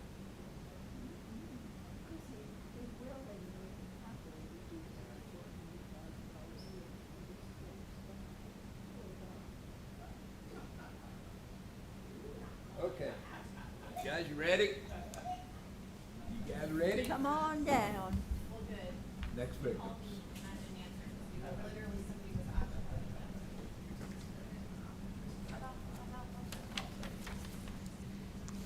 Hello, how are you today? Good. Good to see you. Thanks for coming. Yeah, you're welcome. So Christy Jacob from Purdue Extension. Is your mic on? Yeah. Can you I talk a just little talked. louder, please? We're old up here, except for him. Christy Jacob from Purdue Extension, 4-H educator and county extension director. And with me I have Emily Brown, also 4-H educator. So thanks for having us today. Thank you.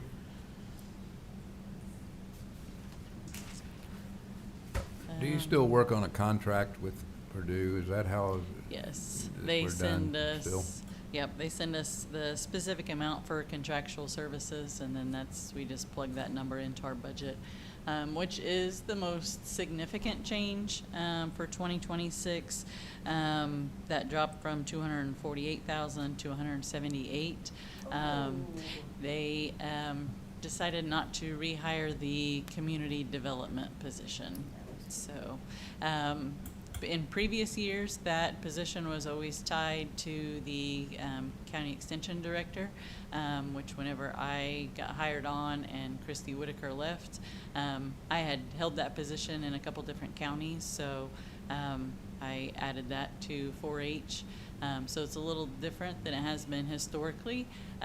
So then with that addition to my responsibilities, and they struggled a little bit to fill that position after Christy left. I think they only had a couple of applicants that they interviewed, and then they backed out. So kind of unofficial word is that we are all kind of work in the community and are community development educators, and kind of adding that to each of our roles as extension educators. So they eliminated that position.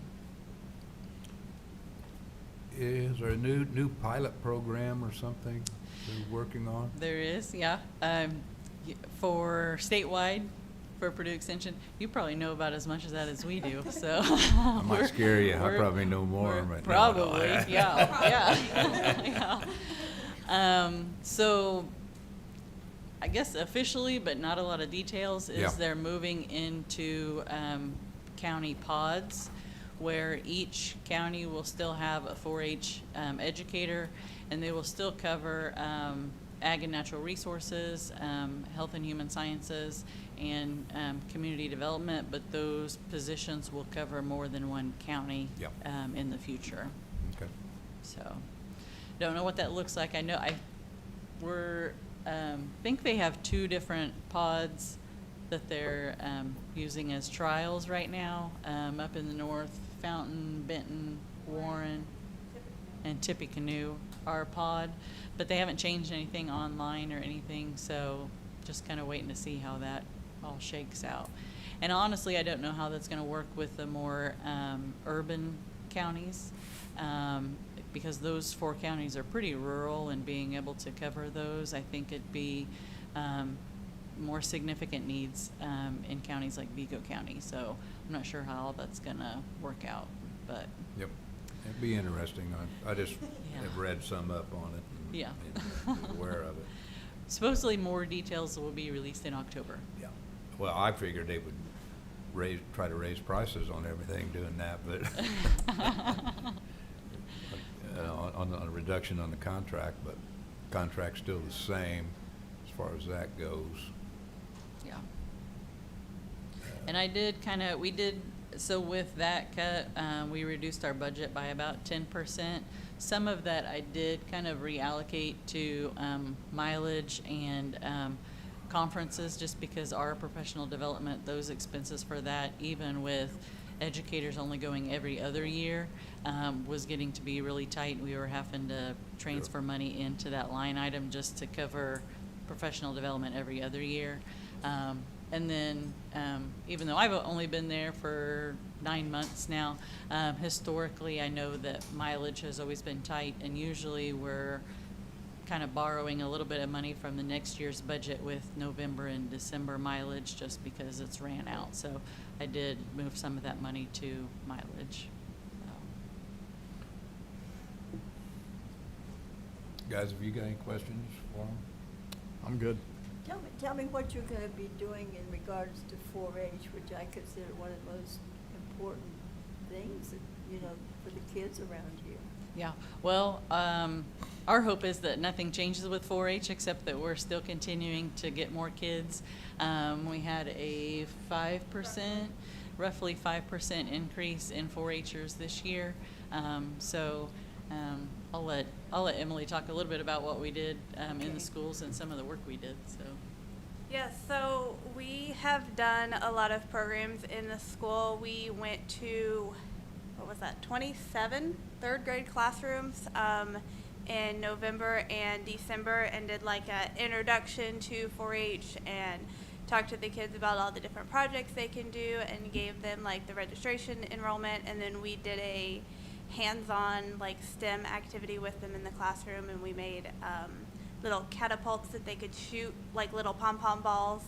And then later in the year I did some STEM in the classroom and did coding, and we learned about AI. We did an electronic egg drop, and just different programs at Devaney with some of their 4th graders. We do after-school programs at Devaney, Wabash, and at Casey, focused on nutrition and healthy living every month, and go see them and do basically like whatever the health month is. We focus on that. Like we did mental health month, we did National Heart Month, National Nutrition Month, things like that, and focused our activities around that. And then we're always looking for more things we can do in the schools, and just try to get in there and introduce the kids to 4-H earlier. So I would have to tell you, you guys really were one of the biggest influences at the county fair, the Vigo County Fair this year. You know, in the exhibition building, if it weren't for 4-H, there would have been almost nothing there. I mean, and the 4-H kids, it was wonderful, and you're just so important. I hope you don't get discouraged by the cutbacks, because you are the most important thing at the fair. we have seen, so this would have been my 4th fair, and from my first fair, which would have been 2022, we saw a 13.7% increase in the number of projects that have been turned in, and since that year also we've seen I think 16% increase in our mini 4-Hers, so the kindergarten through 2nd graders. Wow. And trying to help retain them and keep them going so that they eventually become 10-year members and go all the way through. Well, So. it'd be hard to criticize kids when if people knew about, you know, what kids are Right. doing. And you talk about Devaney, I mean, that's an interesting thing, the interest there, because that's the most cityfied kids that there are. Yeah. That's Yeah. great. It's just not farm kids, and Right. people don't realize that. Congratulations to you. You're really doing great work. Are you guys doing Camp Rave this year too? Or is that? So we typically do interns every year. However, we only ended up with 1 intern this year instead of the 3 we typically have. Okay. We had it posted, and we had 2 applicants for the 3 positions. One of them accepted a different job, and the other one just ghosted us. So we did actually end up hiring an intern from, we also around the same time were hiring a new program assistant. So we contacted one of the program assistant applicants that worked in the schools and asked if they would be interested in a summer position, and she did take that. However, we normally go to Camp Rave, Camp Navigate, Boys and Girls Club, and 14th and Chestnut, and she started later in the summer after the camps had already started, and that's a lot for one person to try to do the programming for all those kids. Yeah. So we are optimistic that we can do it again next year. We did do a tour of the fair for both Camp Rave and Camp Navigate this year, like we have in the past. So those kids all get a chance to come out and see the animals. Some of them, that's the first time they've ever seen a goat in their life. So they do a tour of all the 4-H stuff, and then they get to go out and do a tour of the Master Gardeners have a giving garden at the back of the fairgrounds, and they get to do a tour of the giving garden as well and see some of the produce, and depending on what the crop looks like. Sometimes they get to taste the berries and stuff, like straight off the vine. Yep, okay. Well, that's good. You're just, you know, you're like magical to some of the kids who get to do that stuff, so, you know, good on you. You're doing good work. I Thanks so I spent a much. lot of time at the fairgrounds for years. I was president for years and 4-H council Yeah. and involved for about 27 years. And I see these kids now come up to me and they go, Mr. Anderson, and of course they were that tall. Now they're this tall. You remember me? You milked my goat. Okay, well, thank you. If you Thanks don't have so any other much. questions. Thank you. All right. Thank you. Thank you. Thank you, ladies.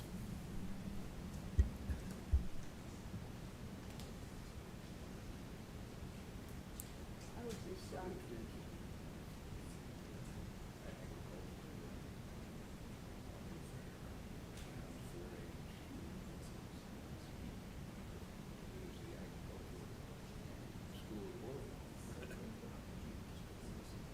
Oh, yeah, they run the whole thing. We do a contract, if you look on there, we do a lot of contracts out. But it was too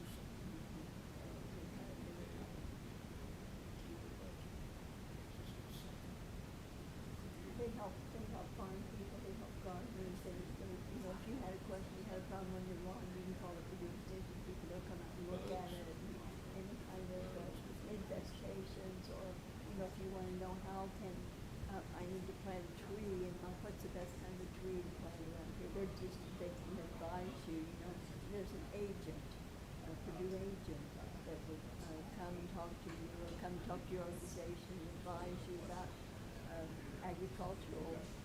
about 6 employees. On Ohio, just right across from the courthouse. And county.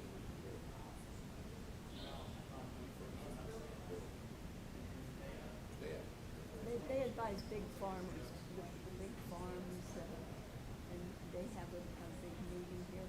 They work with, Brenda Kearns at Soil and Water, they'll come out and analyze the soil for people and that kind of stuff. If you've got, your grass is dying, they'll come out and tell you what's going on, they take a soil sample and so on. You know, Lucky's not, oh, she just got here.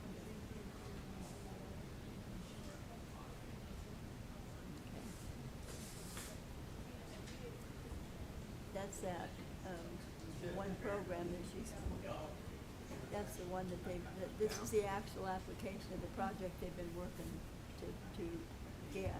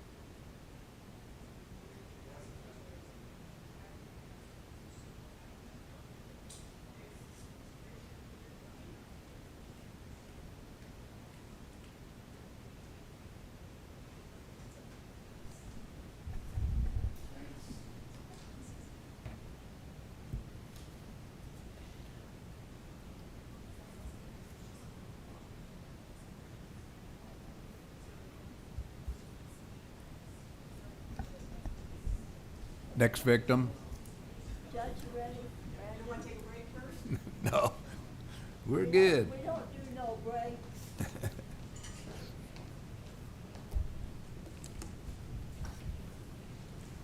morning, Your Honor. Thank you, young lady. Thank you.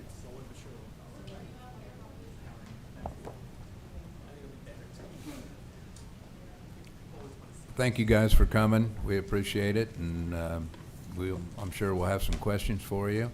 And go ahead with your presentation. Well, thank you for having us and taking the time. I know it's been a long day. I'm going to give you sort of a recap because I know some of you aren't familiar with the project. So at the top, you've got some support letters from attorneys and I think Megan Kirk at the school corporation, and then you've got a PowerPoint slide. I didn't bring my thumb drive because I wasn't prepared in advance. So I'm just going to go through it quickly. You know, these first few slides are not going to be shocking to you, right? More than 50% of marriages are ending in divorce. I mean, I think we all know, you know, what kind of trauma it causes on these children, you know, and all the services that they're going to need. I mean, there's plenty of research that's going to talk about divorce and high conflict, that they don't thrive, you know, in school. They've got, you know, depression, anxiety, whatever it is. There's a whole number of negative factors when you've got divorce and high conflict. So what I want to talk about is, you know, when I first took the bench and was handling these family law cases, it was people come to court, issue an order, go on your way, and they come back 6 months later, sometimes 1 month. Same problem. You order services. They come back, nope, couldn't figure out how to get services, nope, can't pay for it, nope, can't do this. So people are coming into court not for legal matters, but really for social problems. They can't communicate, they can't collaborate, they can't make decisions together. So in 2020, we began a collaboration with Chances and Services for Youth, and we came to the council in 2021 asking for a matching grant of $25,000. And that helped us to get $350,000 from Department of Mental Health and Addictions, which was huge in getting this project started. And Vicki was there, Councilwoman Weger was there when I said, we're asking for $25,000, but we're gonna be asking for more if this project is gonna work.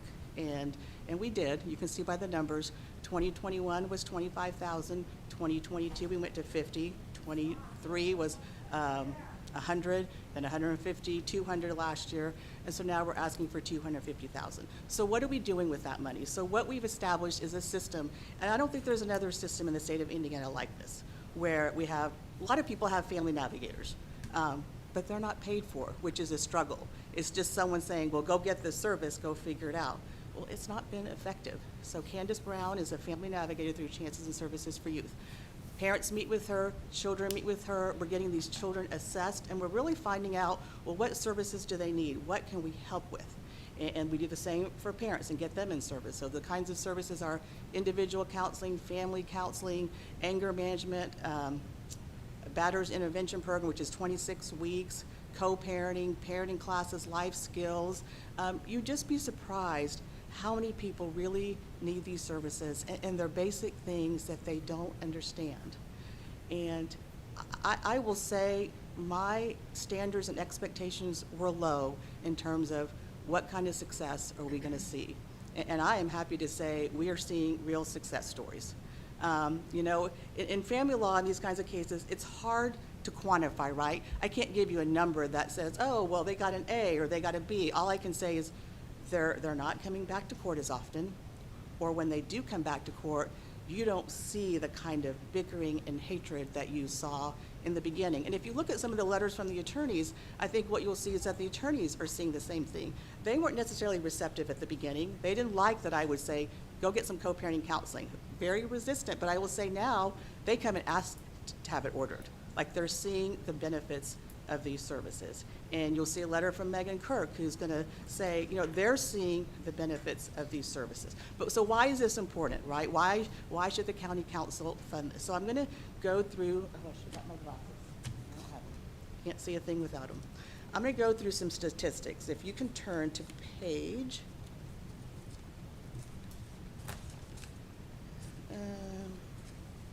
so the first one start on page 8. Right? There are studies saying that a divorce is going to cost the state and federal government around $30,000. Why? Because you've got bankruptcies being filed, you've got juvenile delinquency, you've got more food stamps. You can see a figure here, how much are we paying, you know, for depression? You know, whether you believe in it or not, you know, those are the figures that we have. But what's really striking is if you look at page 9, right? Page 9 is going to say, the Bureau of Justice Statistics, see, I can't see, that we are spending on average $31,286 per year for each inmate. What are we spending on kids in school from K through 12? $22,756. We are spending 2.5 times more to keep someone in jail than we are on our children in school. Now, I'm not asking for money for the school, but that sort of shows you a big comparison of where are we putting our money. And I've been saying this for years, is we're putting the money in the wrong place. We're constantly putting money in the criminal system. Well, they're already in trouble. How much change are you gonna make for someone who's 30, 40, 50, 60? It's hard. Or we're putting a lot of money into the Department of Child Services. They have a 90% recidivism rate. 90%. That is not money spent well at all. And I see it, right? I've got families in my court, right? DCS is involved. Well, you know what? They were a product of the system. So that's wasted money. And it's not rocket science. You know, everyone will tell you, the studies will all say early intervention and prevention is going to be the key. So it's not just about spending the money early. Yes, the main thing is you're going to have emotionally healthier children that are going to grow up, hopefully have jobs and pay their taxes. But hopefully, and I think what this research says is, you're going to reduce the number of people going into jail, because we cannot keep building jails. I know it sounds like, okay, let's spend $14 billion and there's a nice, pretty building, but we haven't solved a problem. I'd rather be able to say, we don't need to spend another penny building another jail because we're putting the money up here. And there's, I don't want to skip all these statistics, but I think this is also important. The US makes 4.4% of the global population, 22% of the prison population. Our system's not working. You know, there was a survey of 46 states that found the average cost, this is the most expensive confinement for juveniles, costed $150,000 a year. If we spent 10% of that, $15,000, we don't need $15,000 per child. Can you imagine the change that we would have? And there's another study, I don't know if it's on this page. Well, you'll see it on another page. Well, no, it is here. 40% of juveniles that are put in a detention center are going to end up in jail before the age of 25. Again, the system's not working. I know jails were supposed to be rehabilitative, but it's not working. And we're spending a lot of money for very little success. But if we put that money in early on, you are going to see that success. Now, I don't know how they calculate this, but there are also some studies that show that if you invest this money early on for services in children, you actually get a return on investment. Not just in seeing emotionally healthier children, employed children, people paying taxes, but you're actually going to see a return of anywhere from $1.80 to $17.07. Why? Because you've got the reduced cost of education, juvenile justice, welfare dependents, and jails, right? I think that's an important thing. How about locally? If you turn to the next page, on page 10, you know, here's some local costs, and I'm sure you're all very familiar with this. 2019, $14.5 million for the jail. And I'm not trying to knock anyone in law enforcement. We need the jail, and we have to have it. But at some point, there has to be a decision of where can we put the money to actually solve the problem. That is, what, 23% of the budget, right? A 30-day jail cost can cost around $4,000. We all know people are in there for much longer than 30 days. Judge, if Right. I can stop you for 1 second, I want to just tell people to Brad for just a minute. This program is already working. It is already working. And it treats people who are in trouble when they come to judge's court. Little kids that are already in trouble, a wife and a husband in trouble, unable to communicate, and when they have been in this program, they're communicating, and the cost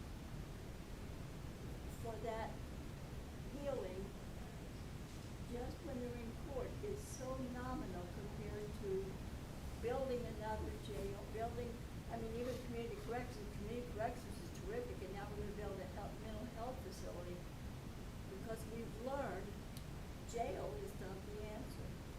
This is so much better than what would even community corrections.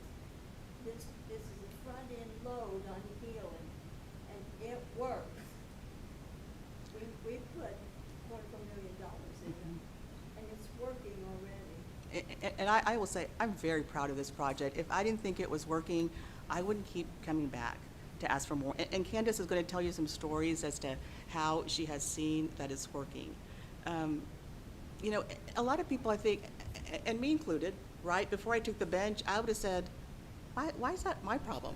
Why is that the court's problem? Why is that a taxpayer's problem? They're the parents, they should fix it, right? That was my thought certainly before, but then when you're part of the system and you see what's happening, you have to do something. You know, I guarantee that you could go to every classroom in Vigo County, you ask the teachers, who are the kids in trouble?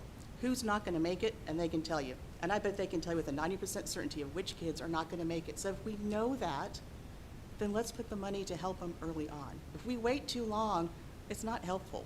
And even high school, really almost too late. We really need to start earlier. And I think the nice thing about this program is we're offering it to everyone, right? You don't always know who's in trouble, right?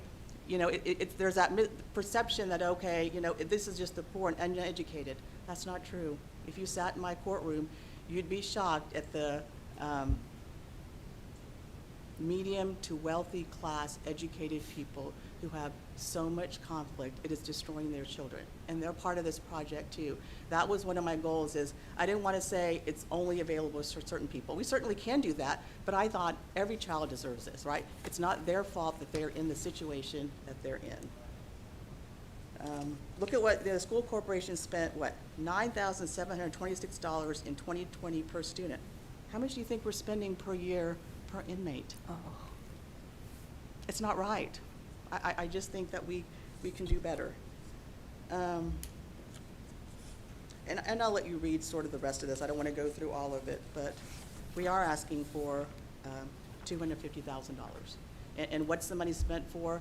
First, health insurance is charged if they have health insurance so that they recoup that money, and whatever is not covered is paid for through the funds that you provide us.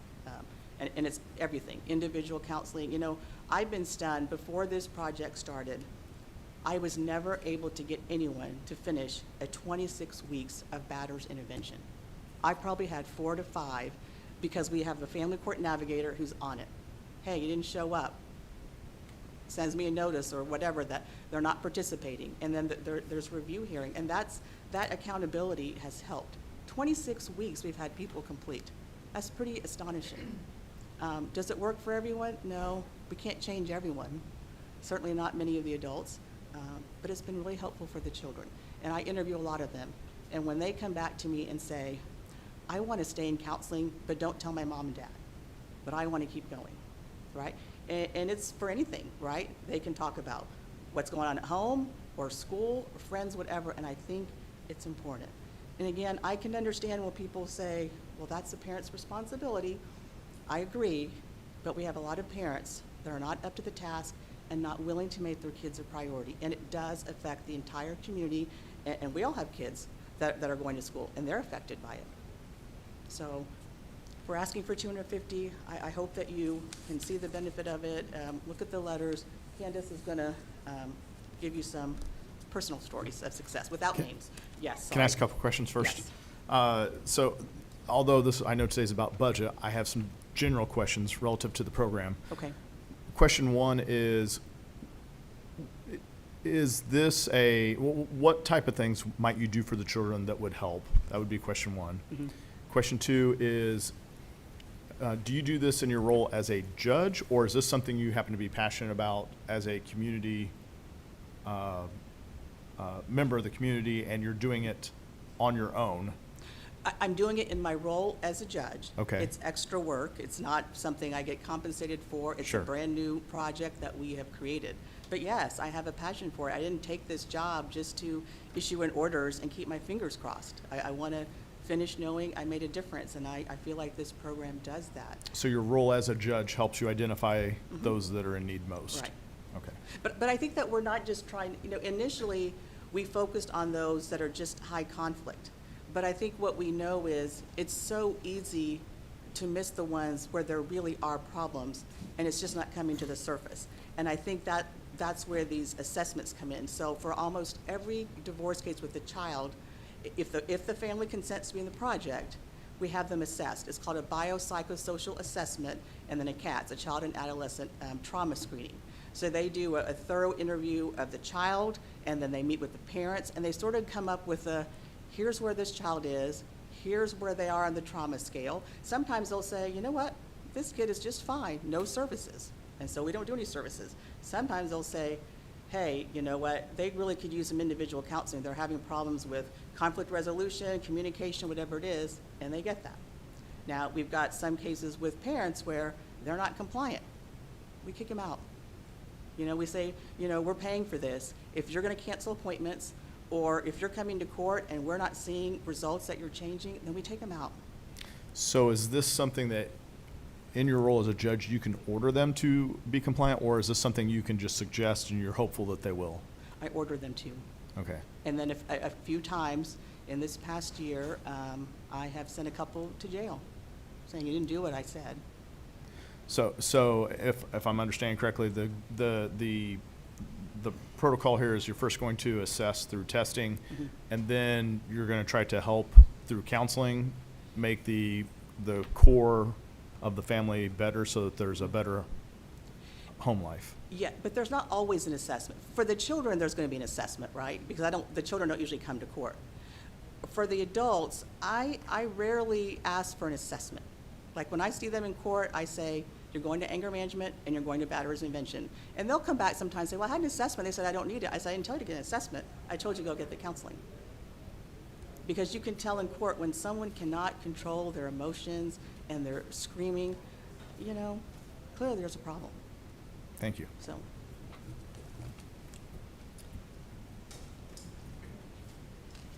I'm Candace Brown. I'm the Family Court Navigator, and I have the privilege of working with Judge Reddy primarily, but I also work with the other judges as well as the Victims Assistant Program. And so the cases that I'm talking come from these various referral systems.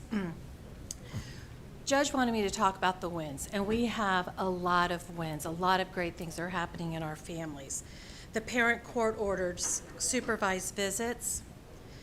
Let's say the other parent is resistant even to the other parent having supervised visits. And so there's just a lot of conflict that is taking place here. So I get a hold of Jabalt, and they take this case and they start doing the supervised visits. This particular situation, both parents were court-ordered to engage in counseling along with the supervised visits, so they were getting the individual touch that they needed in order to move forward in a positive manner with the supervised visits. The kids were engaged in therapy. One of the younger ones was play therapy so that they could really engage with their age of development. The parents learned to move on from the past.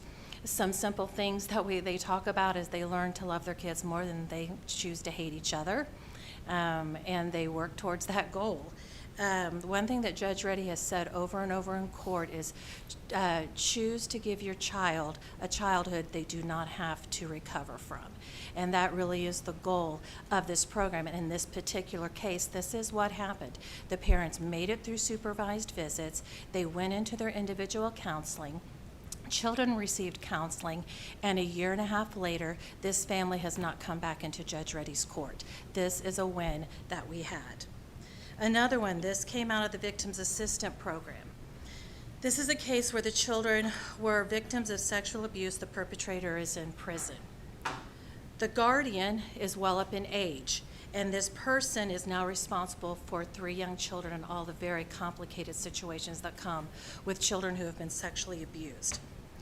The program secured ongoing therapy for the kids because you understand when the perpetrator is in prison, the case is closed, and the parents go on, the caregivers go on, oftentimes without the supportive services. In this instant, the program secured ongoing therapy for kids, connected them to school-based services, and provided wraparound services for the guardian, so the guardian was not alone in learning how to cope with 3 small children in such a traumatic situation. I've had the privilege of visiting with kids who are deeply affected by the negativity in their homes. I have gained much understanding, and I can guide them towards services to meet their specific needs. One case was a teenage girl, and this is such a similar, I have this over and over. I have a teenage girl in constant conflict with her parents. Mother is in prison. Dad is fully responsible for this teenage girl, and he's in my office. He's just at a loss. What do I do with this child? She and I cannot communicate. This doesn't need to go before the judge. This is not a court situation. But if it's not dealt with in the early stages, unfortunately, this is going to come back into the system. So the father and the daughter, they received family counseling. Individual and family brought them together, and they have been to my office a couple of times to thank me for the goals that they have achieved and how they are working together as a family unit. A teenage daughter and a dad in a home trying to figure it out, and they have not been back into the court system due to family conflict. So these are just some examples of the prevention that we do to keep family conflict from escalating. This is what we put in place for the well-being of children to protect them. We identify and address the root causes of substance abuse, domestic violence, mental health concerns, and poverty. We reduce the trauma and the stress in our families, offering support during critical stages of conflict. We promote timely and connection to resources. This is one of my biggest goals. I have a large community of providers that I can call, send referrals to, and our kiddos are getting in within 2 weeks.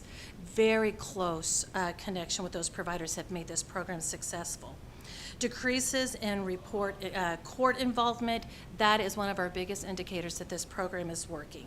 Improves compliance with the court orders. Judge Reddy doesn't play when she says do it and you don't do it. She holds them accountable, and I have the privilege of helping them move on to the next level. Sometimes our families simply don't understand how to get to the next level, and this program helps with that. Then they learn when the judge says do it, I help guide them to do it. I say many times a day, follow the court order. Let's talk about the court order. Let's follow it. Let's figure it out. Every day I say that.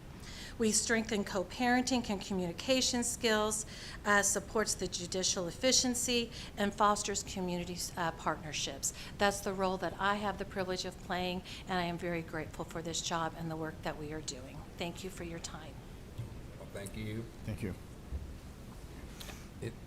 Any other questions? I've got a follow-up. Okay. Can I add a couple? Oh, go ahead. Oh, go ahead. You want to go?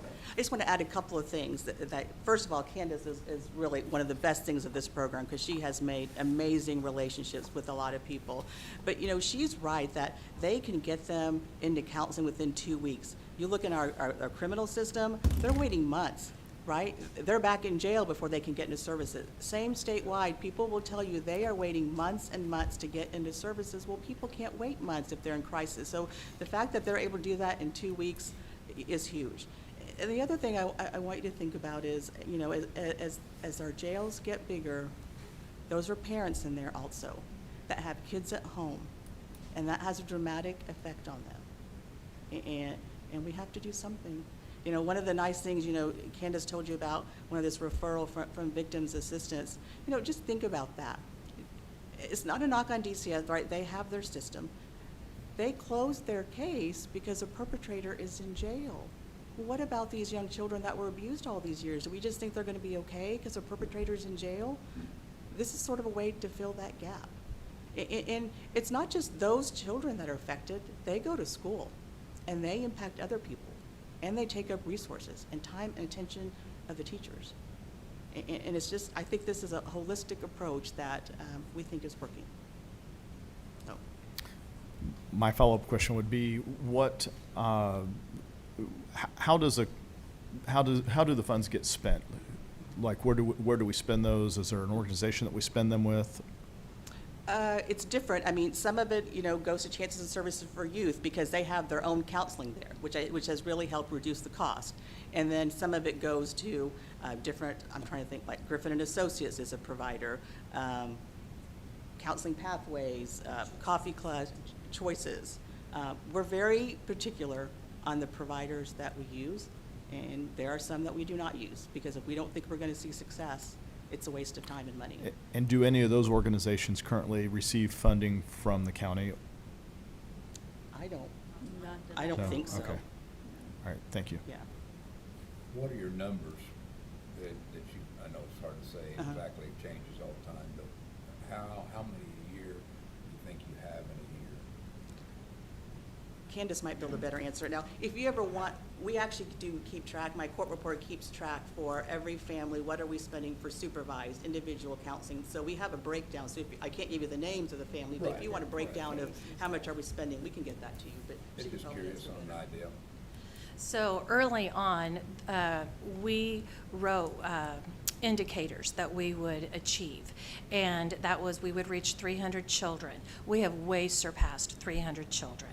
I am currently looking at a file system of 185 families. They are not all taking my attention at the same time, but there are weeks where, a week where I will work on 34 cases.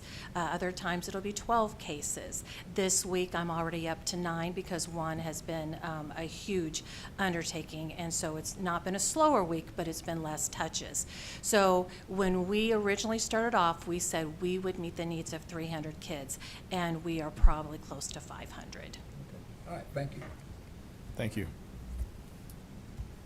Yes, sir. Judge, I am my wife and I are former foster parents. We had a young man for 3 years. It was bad. He was 8 years old.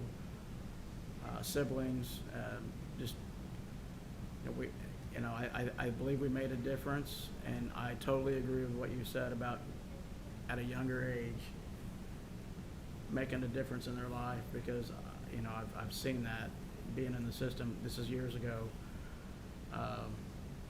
So I applaud what you're doing. Well, I tell you, foster parents are amazing people.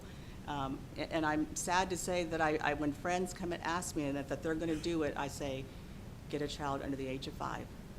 Get a child under the age of 5 where you can still make a difference, because a lot of professionals are saying after the age of 5, it's really hard. I have all sorts of ideas of things we can do from birth to 5, but it would take a lot of funding. So maybe before I end my career, I will come back for that funding, but right now I'm going to stick with this. Okay, well, thank you. Thank you. Any other questions? Okay, thank you very much for coming in. Thanks. Appreciate it.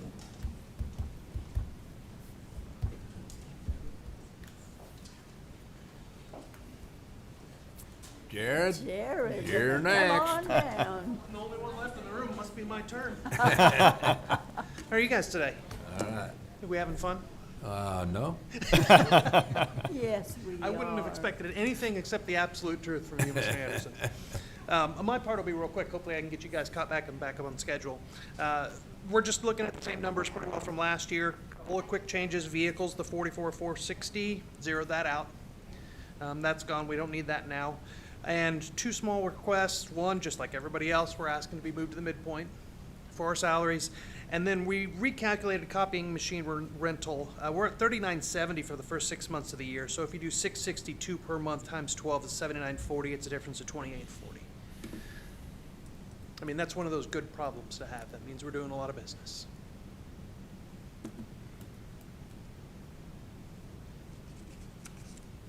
Can you scroll that back down for a moment, please?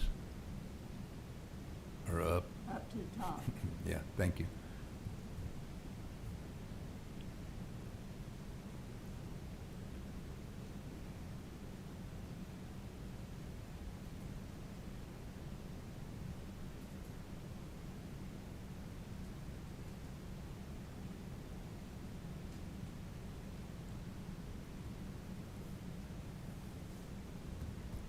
I don't see anything out of line. It's pretty good budget. Thank you. We keep it tight. And we will be working on employees, and hopefully we can get to a point. So, anybody got any questions? I'm good. Look, fine and dandy. He runs a pretty tight ship over there, so. I do, yes, thank you. Yeah. Thank you. Okay, thanks. Okay.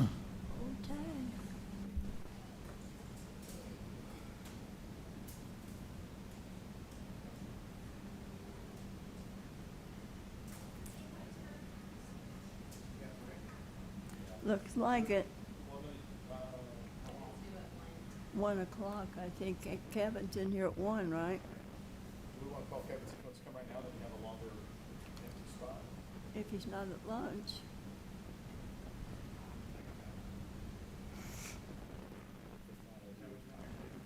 Yes, sir. If you would. Then we can actually leave site for a minute. Yeah, stretch our legs. And it's not even raining, I think. God, I hope not.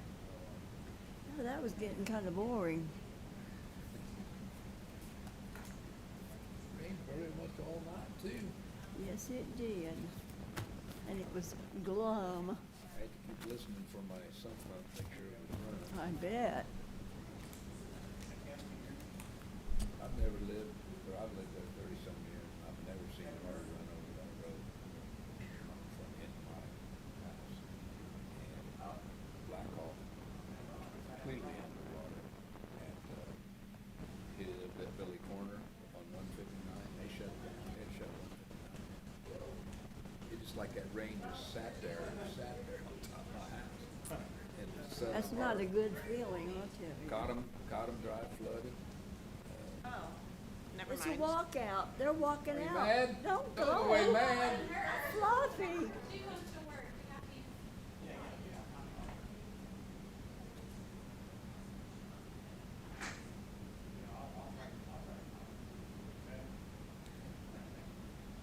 I've got his number, I'll try.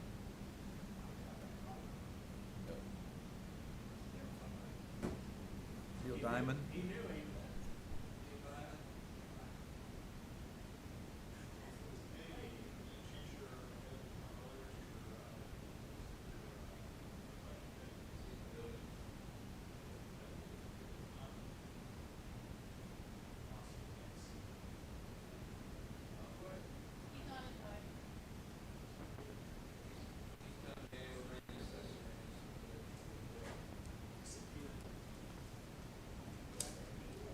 Served him.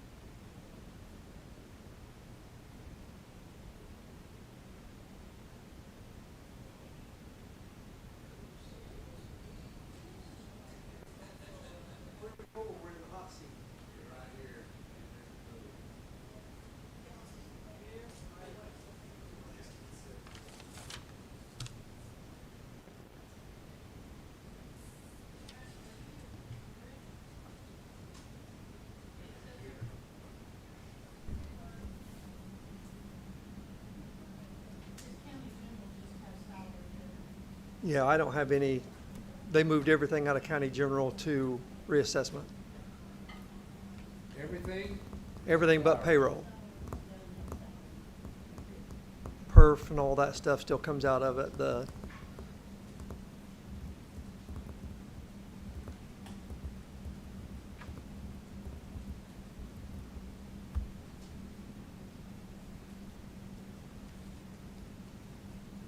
Look over here, explains what he's asking for.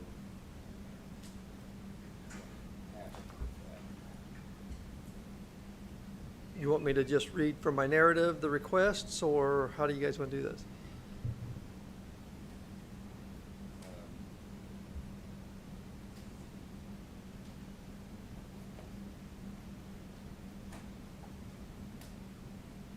Yeah, you might for, especially for Steve, run through that. Okay. In my, No, I mean, hey,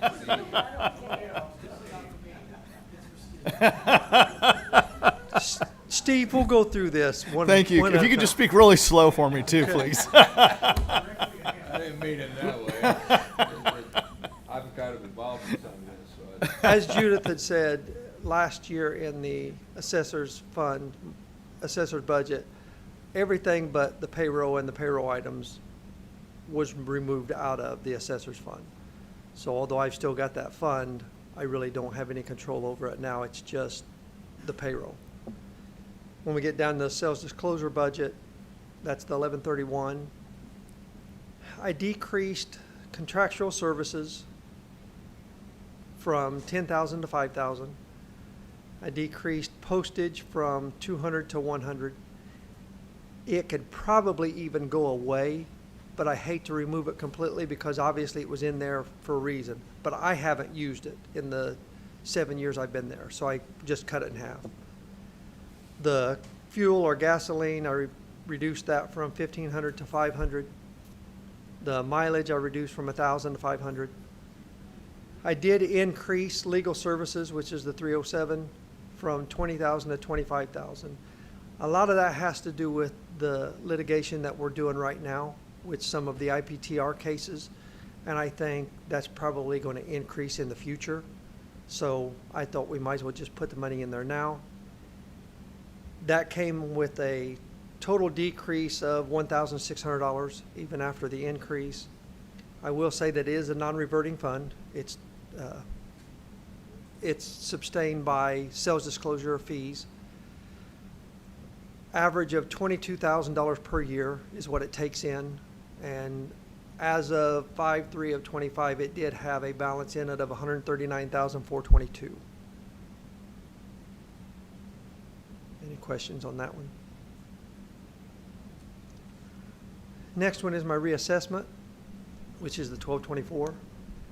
I did reduce the equipment new from 5,000 to 3,000, but I had to increase my postage from 22,000 to 24, which is 100%. That's our Form 11s. That's what we send out. And we've had an increase every year, but it had enough in it initially that I didn't have to ask for anything. Now we've got to the point where I had to actually do a transfer to have enough to cover this year. So I bumped it up to the 24.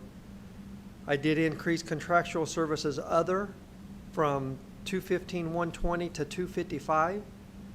And I increased the service agreements from 160 to 170. And in the narrative part below, I kind of explained why. One of the things is, 2 years ago, I took over the part of Beacon that GIS always paid for out of their department, which was $24,496. I pay that now. In that time, I never had to ask for anything more because there was enough padding in there that it covered it. Now, with all the other stuff, it doesn't.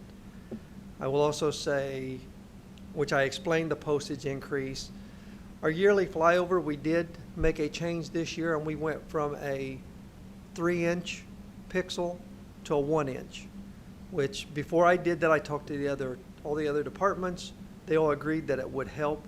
And I will tell you that the image difference between the 3 and the 1 is just night and day.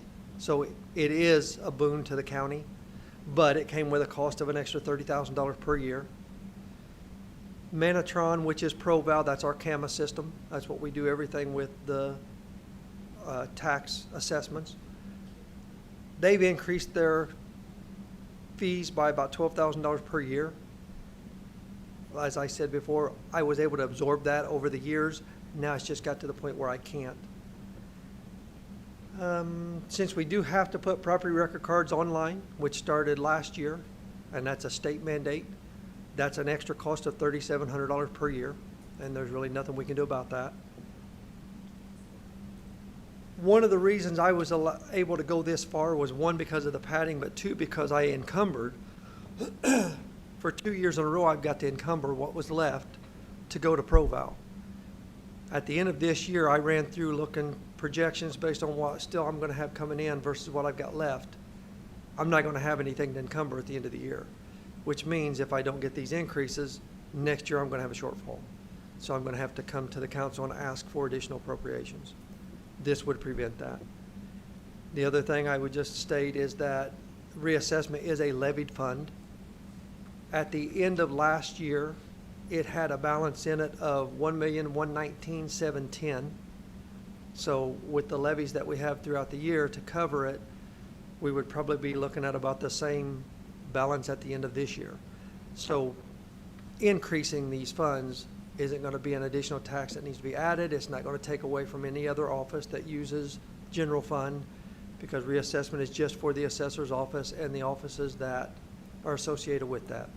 GIS, auditor's office uses a little bit, Do we and the other invest that assessor's $1 million? office. Say that again? Do we invest that $1 million? Is it in the general fund or general checking? No. And that's something that, It oh, is in it the general invested? It's in the checking, general isn't check, it? it's not invested, it's in the general checking account Okay. at the bank, yes. I just found out today we get an interest, we're making interest off the checking account. That's pretty good interest. Yeah, it's in the checking account Yeah. with all the, Checking account. all the. So then monies. it is getting some Yeah, interest on it. because the rainy day fund that we have, there's almost $1 million in that. And I was checking to see if that was in the. I think the only things that are invested is, not reassessment. I know the treasurer's office invests quite a bit. Okay, anyway, I'm sorry, I just, that was on my mind on that, when I found out you had $1 million in that. I mean, if that's something they want to do, I mean, They're treasurer's making- office is doing pretty good, so I would think be it was okay like with. I think last year was like $8 million, off investments. I mean, it would make sense to piggyback it onto her investments.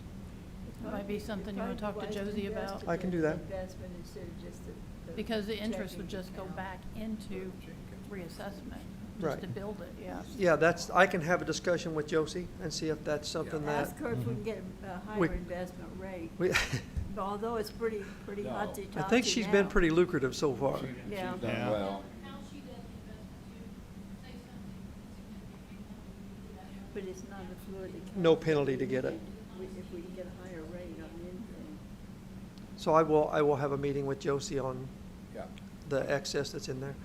I met with her this morning on some of these funds, and that was one of my concerns, was are we investing these funds?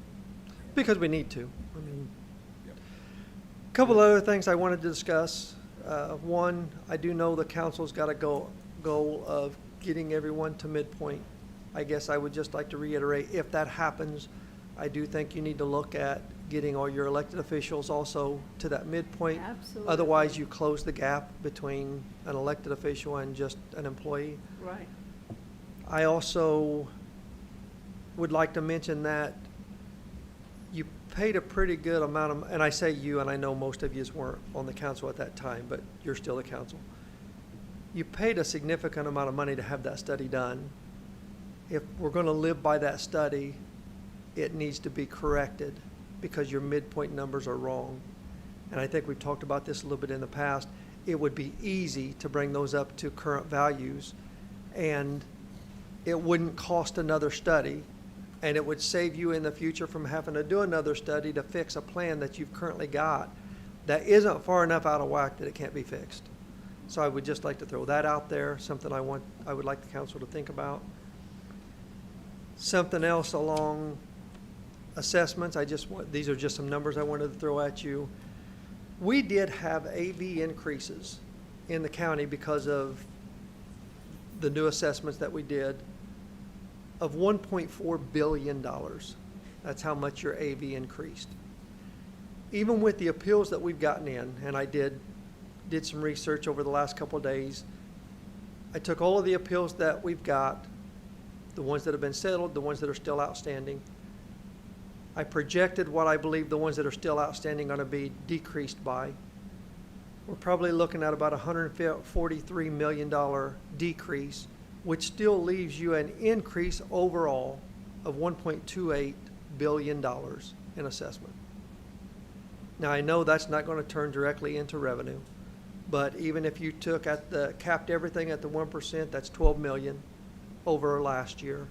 Even if you cut that in half because of exempt properties and so forth, that still is a $6 million increase. I know the state's projecting our decreases of somewhere around $21 million over the next 3 years. I don't necessarily trust their projections. You mean Vigo County? No. Vigo County, they're projecting Vigo County's looking at $21 million loss over the next 3-year period because of the changes to assessing and the bills that have passed. I don't agree with their projections, I guess is what I'm going to say. I know it's always better to plan for the worst case scenario, but we did this before, back when Cheryl was here, and her and I had some discussions. They were making these big projections, and I said these projections are incorrect. And I think in the end, Cheryl and I numbers came a lot closer than the DLGF's. So I just wanted to throw that out there. I think their projections are way off. I believe you. I mean, my job is numbers. I'm supposed to look at past, current, and future. My job is try to predict what's happening. My job is to look at what's happened in the past, and I do all that. And even reading the Senate bills and the House bills and everything that's passed and that's going through, unless they make some more drastic changes between now and then, I don't think we're looking at the losses they're saying we're looking at. And like I say, I just wanted to put that out there. State average in assessed values was like 19% increase in assessed values. You agree with that? I think it's higher than that. Do you? I know in Vigo County, we were looking at increases anywhere from 25% to 45%. Now, it hit residential, to be honest, it hit residential more than it hit commercial. And a lot of that is because a lot of your commercial property is on the income method. And when you use the income method, it's strictly based off what they make. So if they don't see a good year, their assessment doesn't change. If they see a decrease, it goes down, and increase, it goes up. On the residential side, it was strictly because of the cost of things. I mean, labor costs have went up, construction materials have went up. So when you do it by the cost method, those were the increases we were seeing. Add in the commercial and all the others, and that brought that number down to the 19 that you're talking about. But realistically, for all residential, it was somewhere around the 30 to 45% increase, which shows when we're looking at a $1.2 billion assessment increase. I know you've also got the growth quotient, which limits what the county grows. That's going to come into effect, but you still can't wipe away $1.2 billion worth of assessment increase. What about the non-for-profit? You've still got We're non-for-profits. working on. We are working on that. I can tell you that my chief deputy and myself have put roughly $9 million back on the tax rolls. We're still working on some big ones right now. That's part of the litigation part, money that I need. And I also think at the State House, they're starting to look at nonprofits closer, because it was always too easy to just say, I'm a nonprofit, so now you don't pay taxes. A lot of counties are also leaning toward pilots. I guess a pilot makes sense if I'm the taxpayer, because it's going to be less than what my taxes were. Otherwise, why would I do it? On the county or city side, it makes no sense, because I'm saying you're going to pay taxes, but we'll take less than what everybody else is going to pay. But that's not in my purview.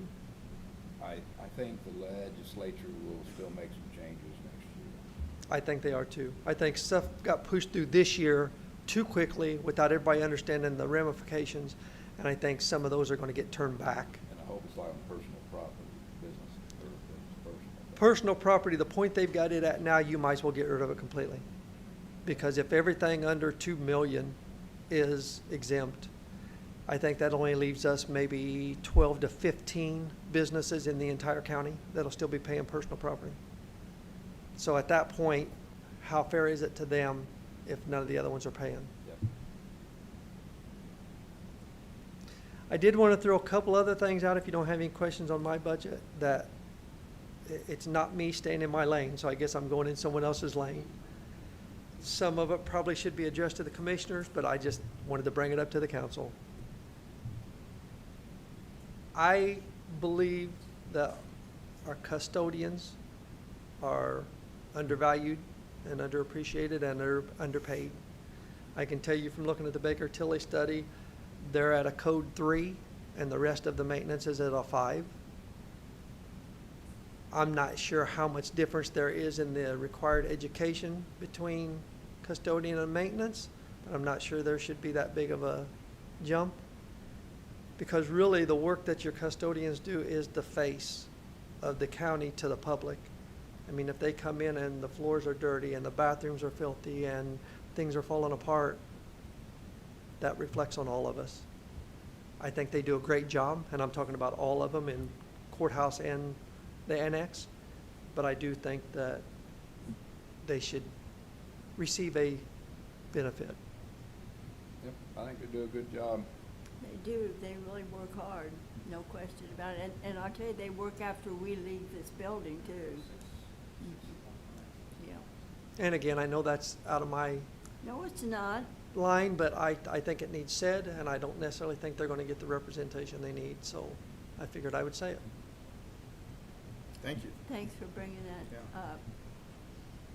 Any other questions you guys have for me? There'll be out walking precincts for you next year. I might need it after these assessments went out. We all do. Yeah, Thank you, Kevin. Thank you. Thank you. Thanks, Kevin. I think we got a break. I will be able to talk to you something on that study I wanted to talk to you about. Tilly, Baker Tilly. Oh. There was a question I had on there, and I know you understand it, so, thank you. We got a break before An hour. the Lord Mayor comes in.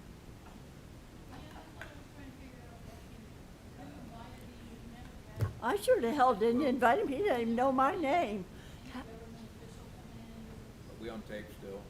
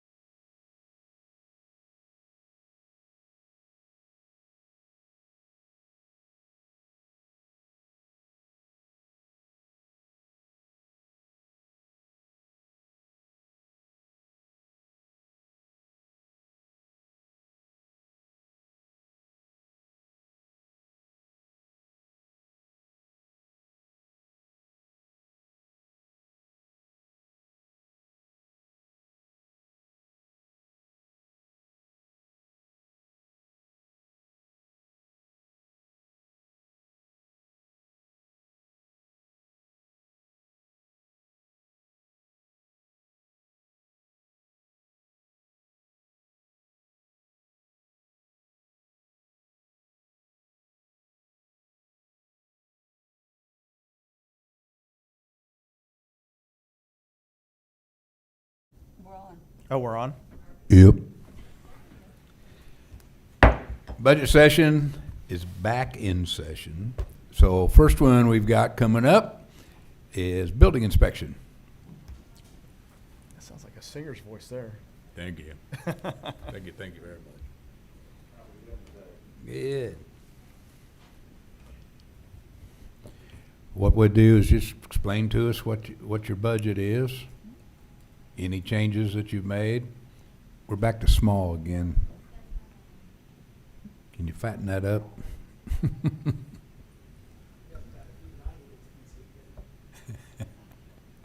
There we go. Now the old guy can see it. All right. Okay, I mean, the gasoline, we could probably decrease that some because, we could probably take that back. Is your mic on? Is that Okay. better? We can probably decrease the gasoline a little bit, maybe to 10,000, and move those monies someplace else. I'm good with the wearing apparel. The dues, we may need to increase that a little bit. That's for, different organizations we belong to, and we actually,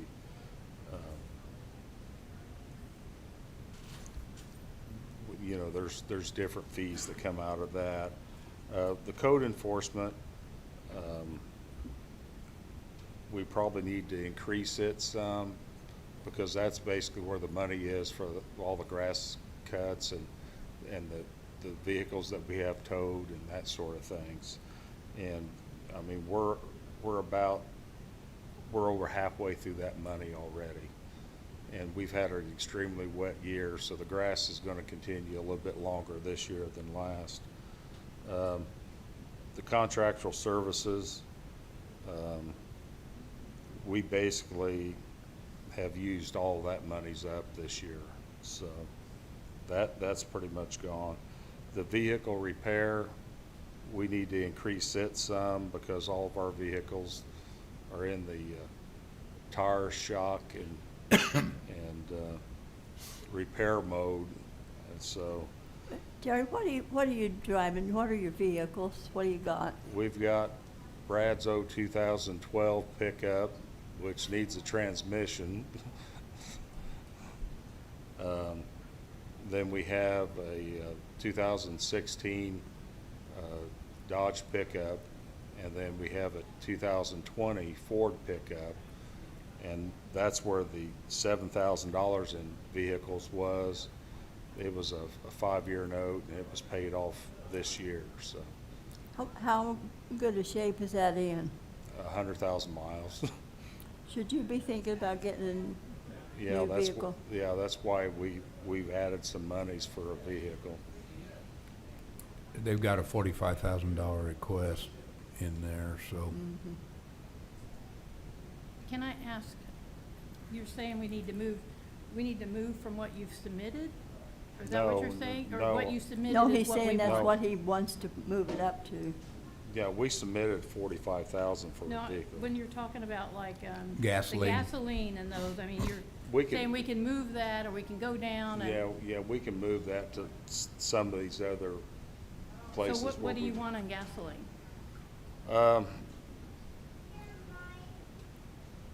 Probably 10,000 is enough for fuel.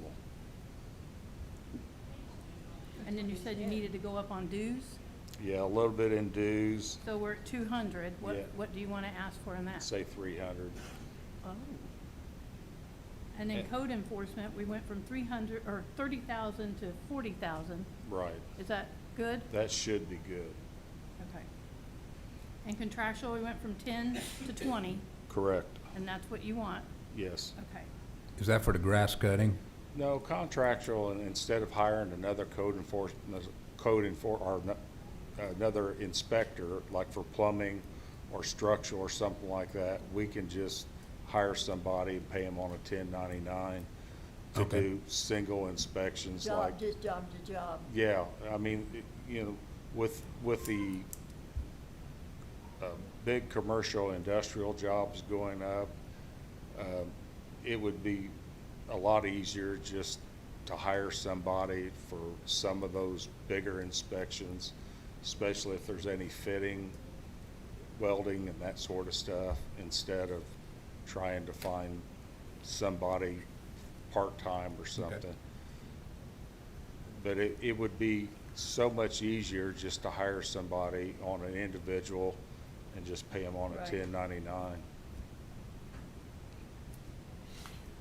You get those changes? Okay. And printing.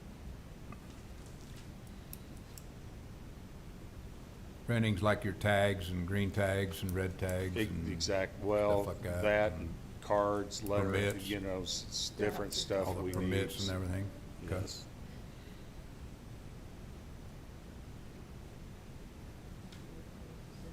New You know, equipment. And the copy fees, I mean, I think we're good with that, the copy and printing. The training fund, we're probably still good with that. The vehicles, we'd like to get a replacement vehicle. Okay. And then if we get a vehicle, we're gonna have to buy a new laptop because IT's telling us that here in 2 months that our laptops won't be able to be upgraded to the newer program. So we have to have a laptop in our future for code enforcement, so. Okay. Any questions? Steve? No, I don't think so. And then we're also wanting to look into maybe some sort of a non-reverting fund, you know, to kind of offset some of this stuff later on. We can talk about that when we looked at our budgets and talk about a non-reverting fund, but I don't know how much that would be. But How much in fees do you bring in each year? Pardon? How much in fees do you bring in each year? A couple $100,000. Okay. Good. Any other questions? Not? Thank you, sir. Thank you.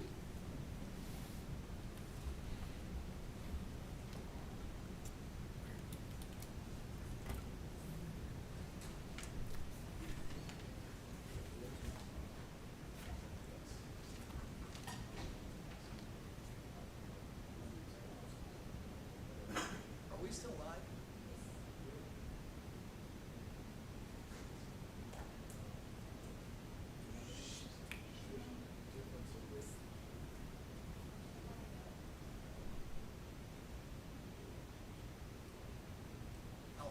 We can get by.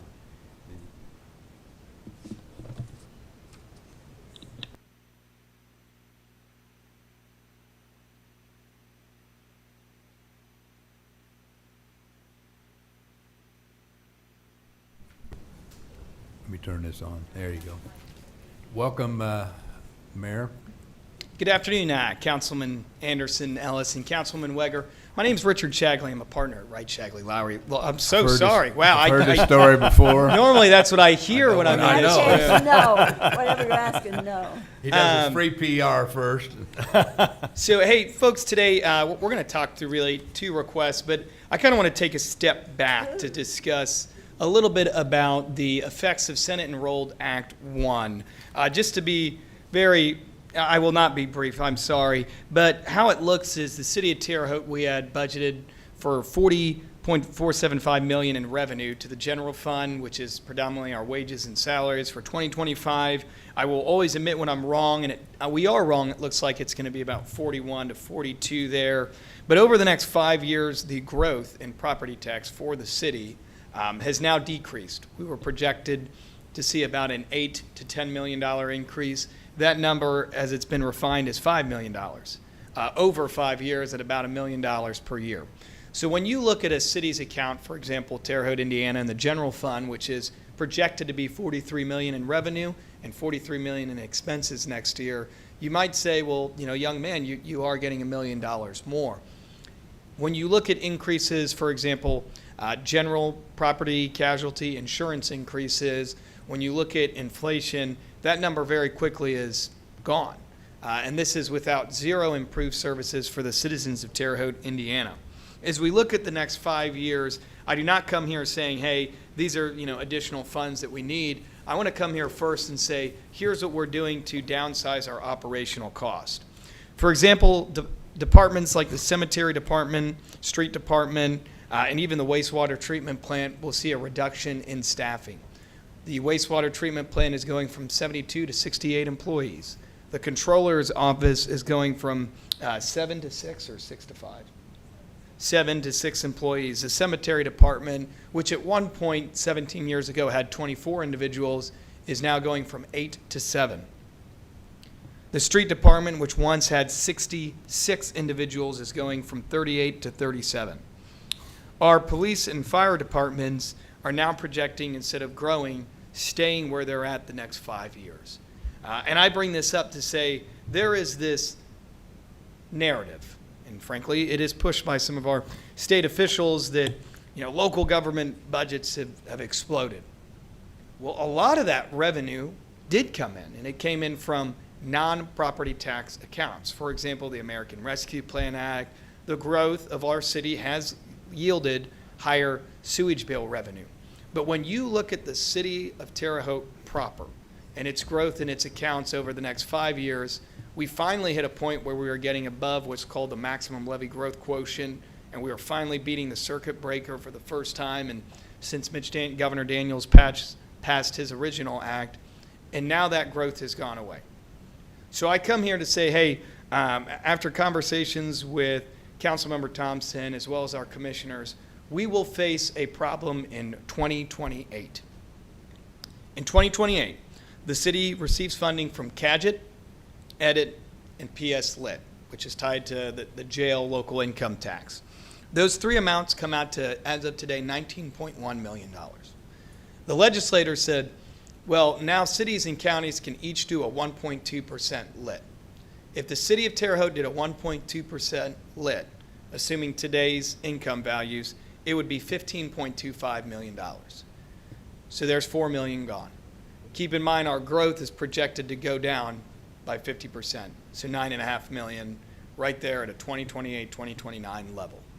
And I say this because we are doing things to shore up our own end of the stick. My predecessor faced a number of challenges, and he did have to pull a lot of leases out, leases for public safety equipment. This Thursday, you'll see at the city council meeting, Jessica will be going up asking for casino revenue that's come in above projections to pay off those leases, to lower our operational costs over the next 4 to 5 years. So my request today is not to receive additional funding from the PS Lit bucket, which does have a cash balance, but it is to work with this council on one specific project. That is the Riley Trail. The Riley Trail is going to connect to the Ray Park Trail. When this agreement was signed years ago, the city's agreement was to handle the trail around Ray Park, as well as connecting it to Riley underneath that overpass with a pedestrian bridge. That portion of the project is $2.7 million.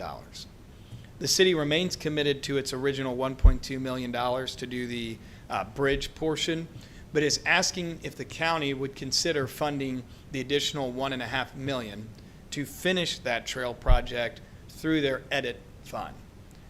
The city does have it budgeted in our edit funds.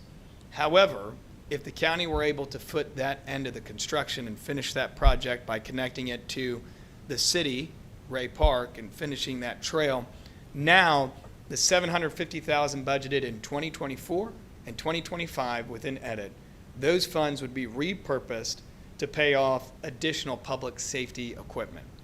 To put this into perspective, police cars for 2025, that amount was $579,931.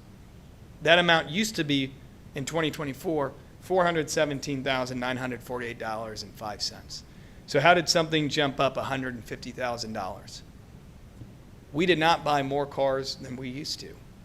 But we cannot change the fact that some of our vehicle purchases have increased because of some national economic changes. a big one being tariffs.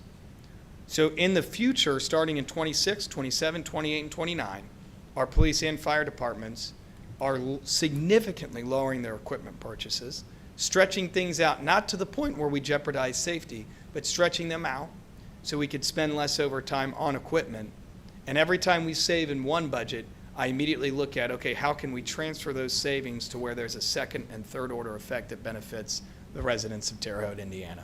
So our request today is $1.5 million from the county's edit fund to finish the Ray Park and Riley Trail. The city will continue down its glide path of finishing our $1.2 million portion. I did get asked this question earlier when I was meeting with some of our state legislators about, Mayor, how is it that the local income tax for Terre Haute does not match what the current amount it is getting today? Well, there's one problem with the income tax formula.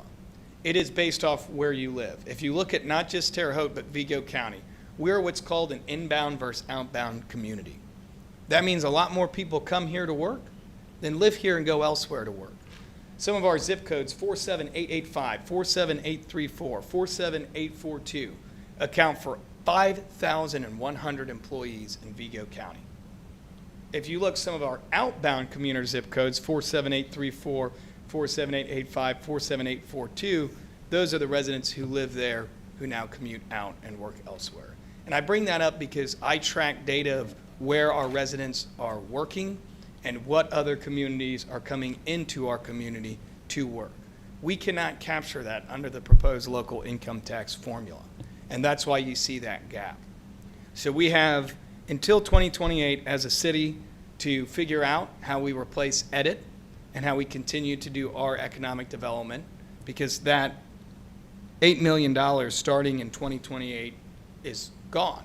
But with the replacement revenue, some of it can get filled back. So how do you continue to develop as a community? And our plan is to utilize gaming revenue for that. So I know that we can get the ship corrected by then. The ship would not have had to be corrected had that LIT and Senate Enrollment Act 1 gone into effect. And what I'm asking for today is that edit project to come from the county instead of city to connect the Riley and Ray Park Trail. Happy to answer any questions.